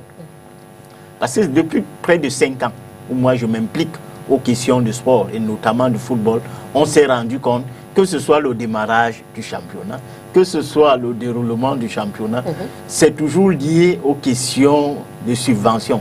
Tant qu'il n'y a pas de subvention, on ne peut pas avancer. Nous voyons souvent l'État de la peine à mobiliser les ressources au mois de novembre, décembre, et le championnat commence généralement en janvier, février, quand on a commencé à faire exécuter les nouveaux budgets. Et ça a toujours impacté. Là, nous vivons cette situation et c'est très dommageable pour le football camerounais parce qu'on n'arrive plus à s'arrimer aux standards internationaux. Et c'est un problème très sérieux. Je suis à côté de M. Fenbatanja qui est manager. Il sait qu'une équipe parfois est appelée à céder ses joueurs. Et pour cela, il faut s'arrimer au calendrier international. Vous ne pouvez pas céder les joueurs à n'importe quel moment. Et le fait que nous ne soyons pas arrimés au calendrier international des compétitions, c'est vraiment très préjudiciable. Et pour répondre sereinement à votre question, le Cameroun va désigner administrativement 2 représentants qui iront qui vont participer dans les compétitions africaines. S'il faut s'en tenir aux résultats des stades de football, je crois que ce soit la Coupe du Cameroun, que ce soit le championnat, rien ne pourra présager qu'on est des champions ou alors, oui, que ce soit en compétition, que ce soit en coupe. Ouais. Il est difficile de dégager un champion d'ici 8 jours. Et je ne vois pas la CAF en train de donner un délai supplémentaire à la Fédération camerounaise de football. Surtout que pour la date du 8, c'est une dérogation spéciale qui avait été accordée au Cameroun. Donc là, je crois qu'on a prouvé aux yeux du monde que nous ne sommes pas capables de nous organiser mieux. Et ça interpelle le mouvement sportif qui doit se ressaisir. Parce que ce qu'on doit comprendre, c'est que les acteurs de football se parlent. Ouais. Moi, j'ai fait l'expérience, ils se parlent. Mais comment ils n'arrivent pas à s'entendre pour ce qui est essentiel? Ça veut dire, si on décide que le football au Cameroun ne vivra que de la subvention, que ce soit véritablement ça, et que le Cameroun s'arrime comme tous les autres pays. J'ai vu, je crois que c'est M. Atanda Fouda qui a publié cela pour voir ce qui se passe au Gabon. Et au Gabon, on n'a pas pris les dispositions au hasard comme au Cameroun. Parce qu'aujourd'hui, quand vous prenez même cette subvention, vous rentrez dans les détails. Est-ce que cette subvention nous permet de respecter le cahier des charges? Je ne pense pas. Si on dit qu'il faut payer les joueurs qui doivent recevoir 100 000 francs pour l'élite 1 et 50 000 francs pour l'élite 2, est-ce que ce qu'on donne au président de club est suffisant pour pouvoir s'arrimer à cette obligation-là? Je ne pense pas. Et maintenant, même s'il faut qu'ils s'arriment, combien de mois doivent être payés, doivent être considérés comme œuvrés pour les footballeurs? Donc, c'est des petits détails qu'il faut être capable d'évacuer pour qu'on ne se retrouve plus dans des difficultés telles que nous les avions aujourd'hui. Parce que c'est comme un serpent de mer. On veut résoudre le problème ici, il sort par là. Nous voyons la FECAFOOT elle-même, elle a des difficultés. Et n'oublions pas aussi que la Covid a impacté négativement le football dans la mesure où les recettes des stades, certes, on n'en avait plus assez au Cameroun, mais à partir du moment où une équipe de football vit d'un certain nombre de ressources, ces ressources aujourd'hui ne sont plus disponibles, il faut être capable de réfléchir. Mais pas réfléchir dans le sens de donner de l'argent aux amis. Parce que ce qui se passe aujourd'hui, ça il faut le décrier. C'est comme si on était dans un chantage entre ceux qui sont à la Fédération camerounaise de football et les présidents de clubs. Ceux-là se réunissent, après ils demandent de l'argent. Nous avons vu la saison dernière, on a donné de l'argent au président de club alors que le championnat était déjà terminé. Cet argent est allé où? Donc il y a autant de petites choses comme ça. On ne va pas rentrer dans ce débat, mais je crois que les acteurs doivent s'asseoir pour trouver des mécanismes propres pour qu'on évolue sereinement. Alors, Albert Atanda Fouda, c'est vrai, la date du 8 août approche à grands pas.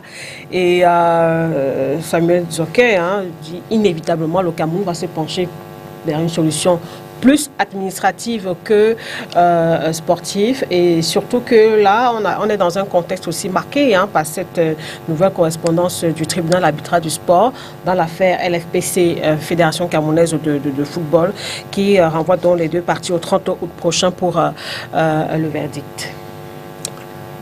Moi je vais toujours être dans la position de quelqu'un qui n'accepte pas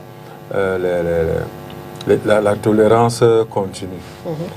J'ai dit une chose, si la CAF va continuer à fonctionner comme ça, elle va perdre sa crédibilité. Lorsque vous êtes, des pays vont se retrouver chaque fois en train de désigner des représentants, ce n'est pas sportif ça. Il faut qu'on dise que si au 30 juin, vous ne pouvez pas terminer vos compétitions, vos représentants ne vont pas jouer les coupes de club. C'est aussi simple que ça. Il y a eu une année où nous n'avons pas eu à voir le vainqueur de la coupe parce que le délai était passé. La CAF doit être ferme, c'est-à-dire si nous ne pouvons pas nous arrimer, nous allons donc, nos clubs vont comprendre qu'il y a un problème et nos clubs vont tout faire pour que la FECAFOOT organise mieux les compétitions pour pouvoir dégager des représentants en temps.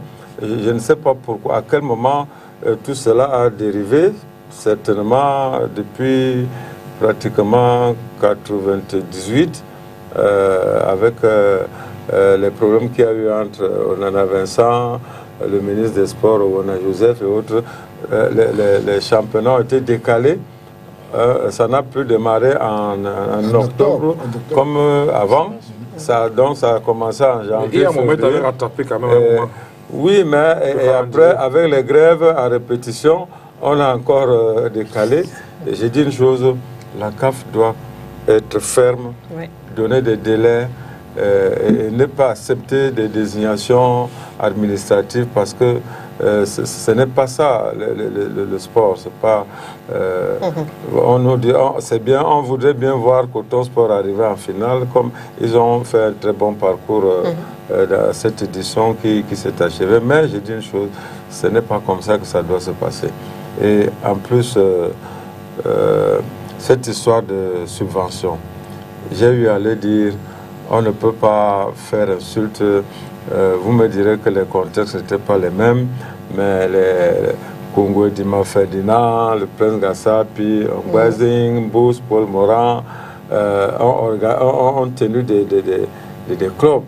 Hein. Le football camerounais a dominé l'Afrique pendant plus de 10 ans. Et il n'y a jamais eu de subvention de l'État vers les clubs. Ces clubs s'organisaient avec leurs supporters, avec leurs mécènes, qui étaient peut-être des ministres, qui étaient des directeurs de société, lesquels recrutaient les joueurs de ces équipes. Mais qu'est-ce qui a pu changer, hein? Parce qu'il y a quand même des sociétés qui recrutent encore. Quand on voit la SNE qui prend en charge le cyclisme, moi je dis c'est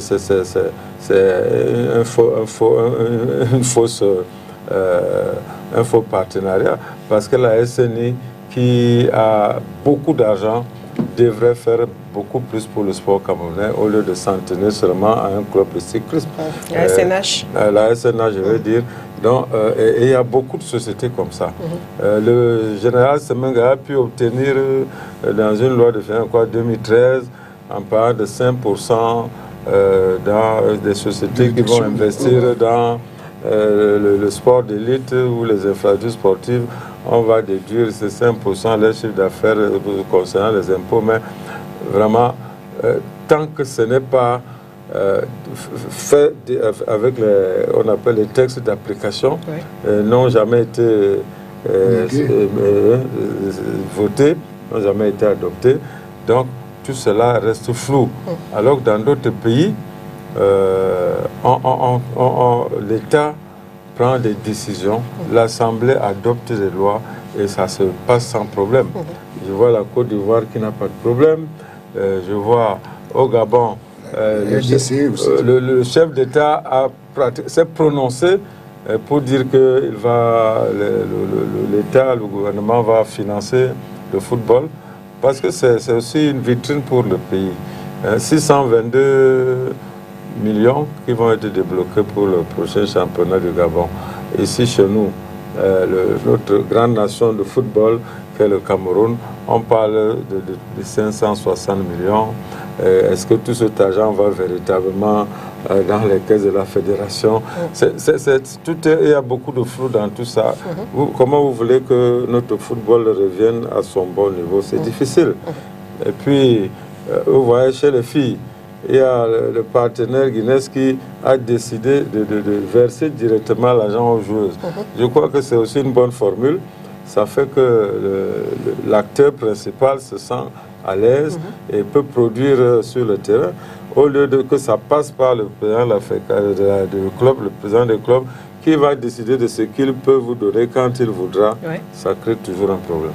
Alors, Tadja, cette autre affaire de LFP-CFK Foot, il y a justement le problème au niveau du championnat. Est-ce que peut-être la prochaine décision du tribunal arbitral du sport pourrait avoir un véritable impact au niveau de l'organisation de notre championnat de football d'élite? En quoi certains présidents de club, ils appellent ce championnat les interquartiers, ils disent que ce sera repris, donc c'est pour ça qu'ils ne se mettent pas à fond. Ça, il y a beaucoup de présidents de club là, je ne vais pas citer les noms, qui vous disent que ce qu'on joue là, c'est l'interquartier, c'est les matchs amicaux, que la FIFA, le TAS va se prononcer, on va mettre un terme à ce championnat. Maintenant, en attendant que ça se prononce, il faudrait quand même noter que le problème fondamental, c'est la tolérance administrative. Et cette tolérance administrative naît de quoi? Naît du fait qu'en Afrique, on ne comprend pas ce qu'on appelle élection. Ok. On ne comprend pas, on confond l'électorat et tolérance. Regardez en Europe, regardez dans d'autres continents, que ce soit en Amérique, que ce soit aux États-Unis, en Amérique, que ce soit en Asie, c'est les mêmes fédérations qui élisent les présidents des confédérations. Mais lorsque une fédération n'est pas en règle, on la sanctionne. Mais au Cameroun, en Afrique, on pense toujours à l'électorat. Et au Cameroun, on pense également à l'électorat. Si un président de club, on a dit qu'il faut une licence, il faut pour être éligible aux compétitions CAF, il faut avoir la licence CAF, remplir un cahier de charges. Mais c'est à la fin du championnat qu'on nous montre qu'il y a 4 clubs qui sont éligibles. Comment vous lancez un championnat qu'il y a 4 clubs qui sont éligibles à une compétition CAF? Parce que la finalité de nos compétitions nationales, c'est les compétitions africaines. On compétit au niveau du Cameroun pour se rendre, pour compétir avec les autres pays africains. Ça veut dire que dès le départ, on devait lancer un championnat à 4 clubs. Ces 4 clubs, oui, mais c'est vrai. Ces 4 clubs qui nous disent qu'ils sont éligibles pour avoir la licence CAF. Ce n'est pas à la fin du championnat qu'on vient nous dire qu'il n'y a que 4 clubs qui peuvent être éligibles pour les compétitions CAF. Ça veut donc dire que les autres, comme c'est 21, les autres 17 clubs, ne devaient même pas compétir. Mais puisque même s'ils compétissaient et on finissait dans le temps, dans les délais, et qu'ils étaient champions parmi les 17 autres, ils ne pouvaient pas jouer la CAF. C'est-à-dire qu'administrativement, on devait envoyer l'un des 4 clubs. Je ne sais pas si vous comprenez un peu mon raisonnement. Ça veut dire que même si tous les 17 autres avaient compétit, normalement, et qu'on était même dans les délais, ça veut dire qu'on ne pourrait pas envoyer ces 17 clubs parce qu'administrativement, sur le plan de la CAF, ils ne peuvent pas compétir aux compétitions, sur le plan de compétition CAF. Donc, tout simplement, on doit au départ de tout championnat être rude. Même s'il faut qu'on commence à jouer à 2, 3, 4, on doit être rude. On dit s'il y a 4, on joue un championnat à 4. Parce que moi, je ne suis pas pour les années blanches. Pour dire que non, non, on vous dit, on joue à 4. Même s'il faut jouer 2 fois, 3 fois, 5 fois, 10 fois, les mêmes, on se rencontre 25 fois. L'année d'après, ceux qui le peuvent, on les réinsère. Regardez en France avec Bordeaux. À 2 ou 3 semaines, Bordeaux était pas éligible pour la Ligue 1. Lorsqu'on a prononcé seulement, Bordeaux s'est remué. Il y a eu un nouveau président, il y a eu des nouveaux annonceurs. Regardez le coach de Bordeaux, l'entraîneur suisse qui a fait un très bon parcours. Parce que le gendarme a dit, monsieur, votre budget ne vous permet pas d'être en Ligue 1. Vous serez relégué. Et là-bas, on ne rit pas. C'est la même chose. Tant qu'on en arrive à ce niveau, on ne va pas changer. Mais maintenant, on n'arrive pas à ce niveau, pourquoi? Parce que le club X a un électorat pour le président. Si vous ne permettez pas qu'il compétisse, il va vous dire, je ne vous vote pas. Je veux engager une campagne contre votre candidature. Et comme chacun préserve son petit positionnement au détriment du football, au détriment des acteurs, on dit, bon, admettons, il va commencer, il va compléter. Il va commencer, allons d'abord comme ça. Et de jour au lendemain, ça crée une tolérance et ça crée des jurisprudences. Ça devient comme une règle. Et même ces 4 clubs, s'il faut aller même loin, dans ces 4 clubs, il n'y a que Coton Sport, parmi les 4 clubs, qu'on peut palper ce qu'on dit. Ouais. Qu'on peut palper. Parmi ces 4 clubs, il n'y a que Coton qu'on peut palper. Qu'on peut dire oui, tout ce que la CAF a dit à 80, 60%, 60, 70%, on peut palper. Mais les 3 autres clubs, alors là, on se demande encore comment ils ont fait. Et on vous dit même que... Pour se retrouver dans le carré. Dans le carré, on vous dit même qu'il y a, parmi les 21 clubs de Ligue 1, il y a d'autres qui n'ont même pas posé, qui n'ont même pas donné les éléments, qui n'ont pas constitué le dossier. Qui n'ont même pas constitué. Ils n'ont même pas constitué le dossier pour être éligible aux compétitions CAF. Mais ils viennent jouer quoi? Intérimaire, c'est qu'il ne peut pas... L'animation. Intérimaire, c'est qu'il ne peut pas être éligible pour jouer en Ligue 1. Mais il vient y jouer. Il perçoit l'argent. Il perçoit les subventions. Mais où allons-nous? Il faudrait qu'on soit un peu dur, qu'on essaie d'appliquer les règles, qu'on essaie de mettre à côté cette tolérance administrative. Sinon, on va toujours tourner en rond, tourner en rond, tourner en rond, tourner en rond, tourner en rond. Et on ne fait que reculer. Le problème, c'est de savoir qui va donc mettre en exécution cette décision-là parce que quelqu'un a parlé d'impunité tout à l'heure, je crois que c'est Joker ou le président. Il y a beaucoup d'impunité, mais qui donc va mettre... C'est pas compliqué. Non, parce que Timothée, c'est pas compliqué. Ce que vous êtes en train de dire est très important, c'est très bon parce qu'en réalité, ça marque tout le désordre qui est au Cameroun et toute l'incapacité à diriger une réalité, à voir dessiner des décideurs. Nous avons un problème de décideurs. Tu ne sais pas qui est qui, parce que pour produire le football, il faut des dirigeants. Pour organiser le football, il faut encore des dirigeants. Pour décider de la politique, tout à l'heure, quand vous parliez, tu parlais de 4 clubs. Les tests prévoient qu'en dessous de 7 clubs, je crois, quand il y a au moins 7 clubs, il n'y a pas de championnat. Hein, je ne sais pas, je crois que c'est ça. Il n'y a pas de championnat. Donc, en réalité, dès le départ, comme tu l'as dit tout à l'heure, tout est faux. Les décideurs sont faux. Le système est faux. Il y a impunité. Tout est faux. Il faudrait, parce que quand tu dis il faudrait qu'on fasse, qui est le il là? Qui représente le il faudrait? Non, le il, c'est simple. C'est simple. Le financier. C'est simple. Si vous voulez que vous donne 560 millions, voici le nombre de clubs que vous devez mettre en liste. Ouais. Voici les conditions pour choisir les cadeaux. C'est pas plus compliqué que ça. Oui, mais si le président dit, le président, qui est le décideur, dit que vous allez jouer quand même, on va régler le problème après dans une semaine. Mais voilà. C'est de ça qu'il parle tout à l'heure. Oui, c'est ça qu'il parlait. Il parle de cette tolérance administrative. Cette tolérance, c'est de ça qu'il parlait. Voilà. Parce qu'il y a... C'est simple. C'est simple pour mettre ça en place. Rien ne peut dépasser l'État. Non, mais c'est justement l'État qui contrôle. Voilà, rien ne peut dépasser l'État. On a vu plusieurs secteurs d'activité où l'État a dit qu'aujourd'hui, ça s'arrête. Ça s'est arrêté. Donc, s'il n'y a pas cette volonté? Non, cette volonté doit être là. Elle doit être là. Pour qu'elle soit là, il faut que la CAF nous sanctionne. Il faut que l'impulsion vienne d'ailleurs. C'est ça. Ok, l'impulsion n'est pas venue. Justement, l'impulsion n'est pas venue forcément du Cameroun, parce qu'on se tient. Et même de la CAF, parce qu'on commence à se tenir. Si la FIFA déclenche un processus, par exemple, on a fait un truc avec Issa Hayatou, ça bouscule un peu les lignes. Écoutez, ça va bousculer les lignes. Les gens ne comprennent pas, mais Issa Hayatou, ça bouscule. Si la FIFA impulse une décision, une volonté de vouloir bousculer les lignes, dit je veux voir clair dans les compétitions au niveau de la CAF là. Pourquoi est-ce qu'on renvoie, on ne renvoie pas, on renvoie pas? Ok? Somme, même si ce n'est pas de façon formelle, même somme, il faut bien dire, je serais un peu très regardant. Les délais doivent être respectés. Pourquoi on dit on renvoie, on ne renvoie pas? Tu as vu le TAS? Non, je ne suis pas encore au niveau du contentieux, parce que le TAS c'est la contentieux.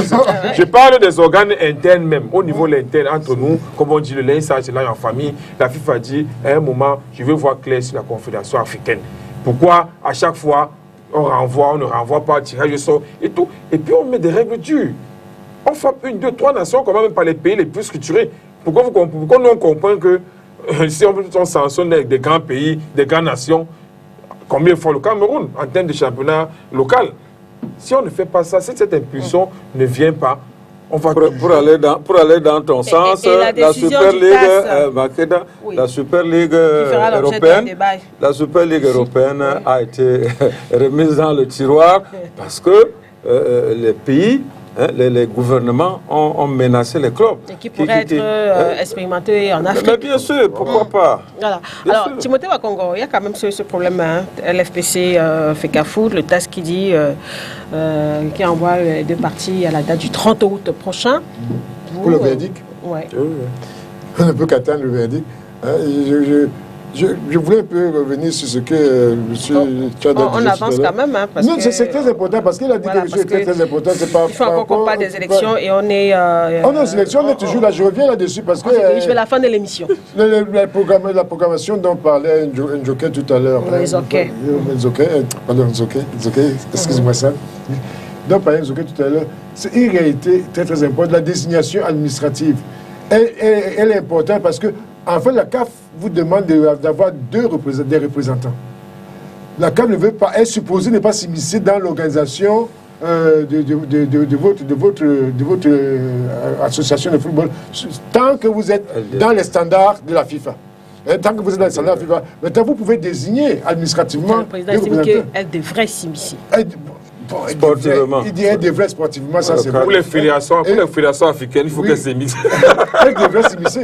Mais vous avez vu, parce que c'est vrai que le Cameroun est un cas assez spécial parce que à tous les niveaux pour le Cameroun, il y a des glissements de dates et c'est des mauvais exemples. Ça va être comme disait le président, des juristes, des cas de jurisprudence pour beaucoup de pays dans les cas à venir. Et je sais que. Et sur l'affaire LFPC alors?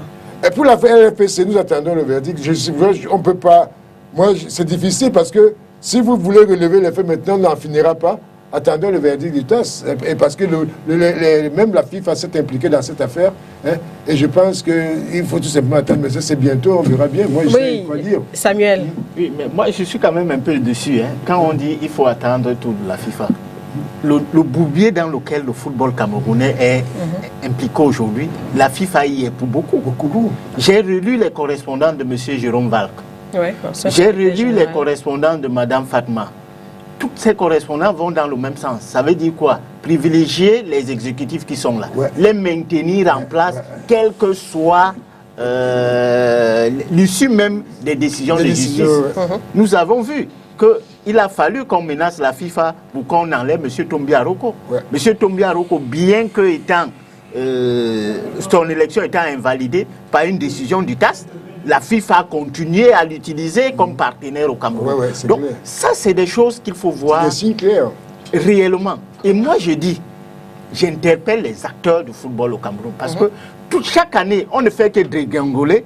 Ça ne dit rien à personne. Mais là, aujourd'hui, nous sommes au fond. Il faut que les acteurs se parlent, qui se disent, pour sauver ce business qui est football, voilà l'orientation qui est salutaire. Quand on se fie aux alliances, aux amitiés, on va toujours être dans ce bourbier. Parce que même le problème LFPC FECAFOOT, est-ce qu'il devrait se poser? Ce problème a été tranché par le TAS. Mais le TAS a tranché, la FIFA a trouvé des méthodes pour torpiller le dispositif pour qu'on continue à maintenir ce statu quo aujourd'hui. Nous avons vu depuis quand une fédération gère le football professionnel, nulle part dans le monde. Mais nous le voyons au Cameroun. Et avec la complaisance de la FIFA. Et ça, nous sommes aujourd'hui en train de décrier tout ce qui se passe. Nous avons vu le dernier processus d'adoption des statuts à la Fédération camerounaise de football. L'État a voulu faire valoir sa position à travers le ministre des Sports. Mais qu'en est-il? À la fin, on lui a tordu le cou. Si bien que lui-même est devenu aujourd'hui la marionnette de ceux qui sont à la Fédération camerounaise de football. Et c'est des réalités qui nous rattrapent. Et tant que nous-mêmes, on ne s'est pas mis dans un état véritablement structuré, on va toujours connaître ce genre de problème. Parce qu'aujourd'hui, on ne sait plus qui fait quoi, qui est responsable de quoi, qui répond de quoi. Et au final, nous sommes dans un dispositif où c'est des bandes qui font ce qu'elles veulent. Est-ce qu'on devrait peut-être voir un peu plus clair? On sait par exemple qu'il y a l'Assemblée Générale extraordinaire de la FECAFOOT ce samedi du côté de Yaoundé. Il y a plusieurs, si on regarde un peu l'ordre du jour, il y a plusieurs points.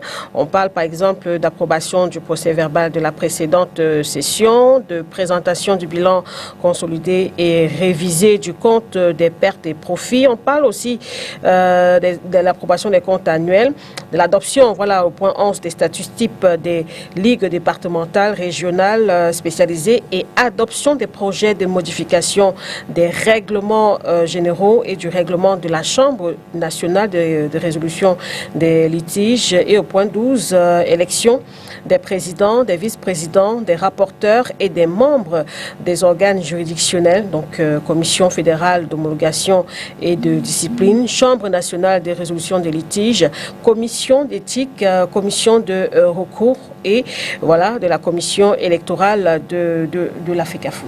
Oui, il faut quand même qu'on soit sérieux. Aujourd'hui, ceux qui ont participé au championnat vous disent eux-mêmes que c'est des matchs amicaux. Tous ceux qui participent à ce processus-là, qui ne répondent à rien, cette assemblée a été constituée quand? Sur la base de quoi? Et nous savons tous que les statuts de la FECAFOOT sont formels, sans qu'il n'y aura pas un exécutif régulièrement élu à la Fédération camerounaise de football. La dernière assemblée régulièrement constituée reste en place. Et la dernière assemblée qui reste en place à la FECAFOOT, c'est celle de 2009. Pourquoi les gens font toujours des bifurcations hasardeuses? Et tout le monde sait qu'on va là vers l'impasse. Mais sauf que les acteurs, parce que ça leur génère des amitiés, ça leur génère un peu d'argent, ça leur donne des privilèges, ils participent à ces processus-là. Mais nous savons tous que c'est des processus voués à l'échec. Mais sauf que ça se fait avec la complaisance de la FIFA et de la CAF. Parce que si la FIFA et la CAF avaient dit à ceux qui sont à la FECAFOOT, respectez vos propres statuts, on n'en serait pas là. Nous avions vu, quand on a dit à M. Tombia Roko de dégager, il a dégagé. Mais tant qu'on ne lui avait pas dit, il était là. Et c'est la même chose avec ceux qui sont là aujourd'hui. Moi, je n'ai pas de parti pris. Mais le problème, il faudrait quand même qu'on apprenne à respecter les règles et les normes dans ce pays. Oui, je voulais dire une chose, c'est que Samuel, on se côtoie dans les plateaux depuis, dans beaucoup de plateaux, mais il faudrait qu'on soit un peu lucide. La lucidité vient de quoi? On a toujours cru que tous ces débats, c'est un problème de personne. Parce que, est-ce que vous pouvez admettre que l'exécutif de Tombi aujourd'hui, par exemple, et les pros Abdourahmane se parlent aujourd'hui pour renverser Bomo Dieu? Vous pouvez l'admettre? Donc, il faudrait qu'on dépasse cela. Il n'y a aucun test parfait. Il n'y a aucune association, qu'on soit même dans nos quartiers, même dans nos villages, il n'y a aucune unanimité au niveau des tests. À un moment, essayons d'être objectifs et regardons vers une même destination. Autant de Iya Mohamed, les tests n'étaient pas tellement parfaits, mais on s'accordait. C'est ce que je demande. Écoutez, autant de Iya Mohamed qui a duré pour longtemps avant d'avoir ce qu'il a eu comme interpellation au niveau judiciaire, les tests n'étaient pas parfaits, mais on s'accordait. Et on jouait au football. Ce championnat se jouait à 14 clubs. Et on respectait en jouant, le championnat était fini. Et Iya Mohamed a pu ramener la fin du championnat au 30 juin. Avant la Coupe du Monde 2010, Coupe du Monde 2010 en Afrique du Sud, le championnat était fini en mai. Le championnat était fini en mai. Il a fait au moins 4 ou 5 saisons. Et il a amené un annonceur, qui est un communicateur. On joue à 14 et les championnats étaient bons. Mais du moment où on a commencé à mettre nos intérêts égoïstes, tous tests sont attaquables. Ouais. Et je vous dis, Abdourahmane, quels que soient les exécutifs, il va attaquer, il va gagner. Et c'est ce qu'il avait tout dit, ça fait même 10 ans qu'il dit ça. Il ne dit pas qu'il est trop fort, non. Il n'y a aucun test parfait. Mais à un moment, si on veut que les choses aillent, comme on dit souvent, regardons vers un même objectif. Ne cherchons pas toujours la virgule, le point, pour pouvoir faire reculer les choses. Parce que ceux qui ont attaqué autant d'Abdourahmane, qui ont attaqué Tombi, qui pourchassait Tombi à Oko, croyaient qu'ils ont résolu le problème. On s'est enfoncé. On s'est enfoncé. Depuis au moins 6, 7, 8 ans, on s'est enfoncé. On se serait renfermé comme un conseil de famille et amélioré au fur et à mesure, mais pas à chaque fois exposer nos tests. Que ce soit vous, Samuel Zoké, vous faites les tests, vous êtes prudent, vous êtes élu même, on va toujours trouver une virgule, on va attaquer. Ouais. On va attaquer. Parce que même 2009 que vous parlez là, si on revient encore là-dessus, il y a les décédés, les mécanismes de remplacement, il y a les ceci, il y a les disparus, il y a les ceci. Non, c'est simple. Il y a les disparus, c'est ce qu'on a demandé à la FECAFOOT. On va revenir, on va toujours trouver, on va toujours trouver. De régulièrement reconstituer cette assemblée. Elle a outrepassé. Je dis, on revient en 2009, même si on revient à l'assemblée que vous dites. Ça ne va pas faire l'unanimité au niveau des membres de 2009. C'est cette assemblée qui a régulièrement adopté les textes jusqu'à présent. Est-ce que vous avez vu la décision du TAS? Ça n'a même marché.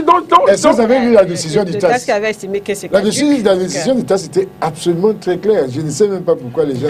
Donc justement... il faudrait se référer à la décision du TAS qui était... On l'a lu ici, on l'a fait lire au à chaque fois, évitons de mettre les émotions et les intérêts égoïstes de tout un chacun.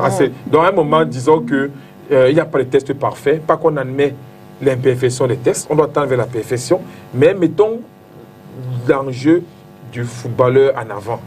Parce que chaque temps, les mêmes problèmes, on tourne, on va, la LFC, on va annuler là, on va revenir ici, on va aller. Finalement, on a 21 clubs. Est-ce qu'on prend conscience qu'un championnat camerounais, on a 21 clubs. La France est en train de rentrer à 18. Ouais. Mais comment on arrive à 21 clubs? On arrive dans 21 clubs. Parce que les gens se sont assis, on arrive ils ont décidé d'éliminer certains clubs, et maintenant la justice a rétabli ces clubs, ils sont contraints de les accepter. On arrive à 21 clubs, pourquoi Samuel? Avant cela, Canon ne doit pas descendre. Voilà, on aura le nombre de clubs, Canon ne doit pas descendre. On arrive là, on arrive à 21 clubs, pourquoi? Parce que la justice, comme il a dit, vous ramène des gens qui n'ont même pas joué, qui sortent de nulle part, et tout ça. Mais parce qu'on est toujours dans les problèmes juridiques. On enrichit les juridictions. Qui va apporter la solution? La solution, Qui va apporter la solution? c'est que ce n'est pas un problème d'homme. Dépassons les hommes, mettons l'intérêt de la nation. Parce que maintenant, les gens... Mais qui fabrique l'intérêt de la nation? Nationalisme. Mais c'est nous. Voilà. Quand vous voyez les ennemis d'hier se réunissent pour combattre au Moyen-Orient, Oui, il n'y a pas de discussion. Le haut décide et ça se passe comme ça. Pourquoi est-ce que notre gouvernement est faible? C'est même pas la base. Est faible dans C'est cette ça le vrai histoire? problème. Certainement parce que beaucoup de personnes là-dedans profitent de ce football. cette situation. Ils se servent dans ce football, c'est tout. Moi, j'estime qu'il faut aller vers un même objectif. Alors, Président Fouda, quand on regarde un peu le processus électoral actuel au niveau de l'Africa Foot, est-ce qu'on tend vers là? Ben, pour ceux qui sont en place, on tend vers là. Pour ceux qui ne sont pas d'accord, il faudra encore tout reprendre. Oui. Ça, ils l'ont annoncé. Malheureusement, ça ne nous avance pas. J'ai dit une chose, vraiment, il faut que l'État tape la main sur la table pour remettre de l'ordre, pour que tout le monde puisse s'asseoir et qu'on prenne on regarde tous du même côté. Parce que sinon, l'État a essayé, on pourra jamais. à travers le ministre, parce que tu connais la lettre que... C'est au-dessus du ministre en ce moment. Ah, bon, il faut que ça vienne... de la présidence de la République. Écoutez, du chef de l'État. Monsieur Makongo, vous étiez dans le littoral quand l'ancien gouverneur Kungwe Dima il enfermait les gens dans son cabinet. Ils disent que tant que vous ne me donnez pas une solution, vous ne sortez pas. Mais ce n'est pas plus compliqué que ça. Il faut prendre des décisions extrêmes. Donc on en arrive là. La décision passe, la solution passe... Par un forcing de l'État. Ah oui, vous êtes d'accord avec ça? C'est l'État qui doit pouvoir taper le point sur la table. L'État est en train de pécher parce qu'il ne va pas en rang serré. Parce qu'aujourd'hui, quand on parle de l'État, vous voyez les décisions du ministre de l'administration territoriale sont contraires aux décisions du ministre du Sport. Vous voyez le secrétaire général de la présidence qui répercute les prétendues instructions du chef de l'État, mais qui ne s'appuie sur rien. Et vous voyez, c'est tout ça qui rend la cacophonie véritablement difficile. Mais je dis bien, quand vous dites l'instruction du chef de l'État, tout le monde doit avoir la preuve. Tout le monde doit avoir la preuve que c'est une instruction du chef de l'État. Je ne peux pas. Non, je dis bien. Je dis bien, c'est pas excessif. Dans la mesure où, quand vous dites l'instruction du chef de l'État, c'est si. Vous devez être capable de la produire. Moi, je pense que c'est le mot prétendu est bien placé. On ne produit pas. Ce que je voudrais dire quand même, c'est qu'aujourd'hui, il faudrait qu'on fasse quelque chose pour sortir de cette situation. Je suis d'accord avec vous, M. Fenba. Ce n'est pas une affaire d'homme, c'est une affaire de système. Et ce système, tel qu'il est en train de s'enliser là, les gens ne font que créer des ramifications encore. Parce que personne ne pouvait croire que lorsqu'on a des questions de sport au Cameroun, le ministre de l'administration territoriale y intervient de manière officielle. Avant, les gouverneurs agissaient sur l'instruction du ministre des Sports. Mais aujourd'hui, les gouverneurs agissent sur l'instruction du ministre de l'administration territoriale. Ce qui laisse quand même beaucoup de défaillances dans la capacité de l'État à faire respecter un certain nombre de choses. Mais la solution alors viendra d'où? La solution d'abord doit venir des acteurs. Parce que quand vous êtes dans votre business... Les acteurs ne s'entendent pas. Les acteurs ne s'entendent pas. Non, au niveau du gouvernement, quand vous êtes dans votre business, vous devez être capable de créer ce qu'on appelle des consensus.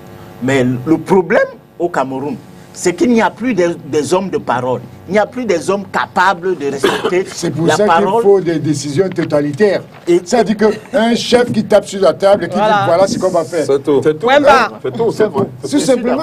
Voilà. Donc Samuel Zoké est d'accord avec ça aussi. Oui, on est obligé parce qu'on a passé au bâton. On les a En tout cas, merci messieurs d'être venus ce soir. Samuel Zoké, Tchadja Femba, Timothée Makongo, Albert Atangana Fouda. Merci à Ringando qui est à la réalisation. Merci à toute l'équipe technique ainsi qu'à vous, mesdames, messieurs. On se retrouve la semaine prochaine. Au revoir. Au revoir. Le terrible...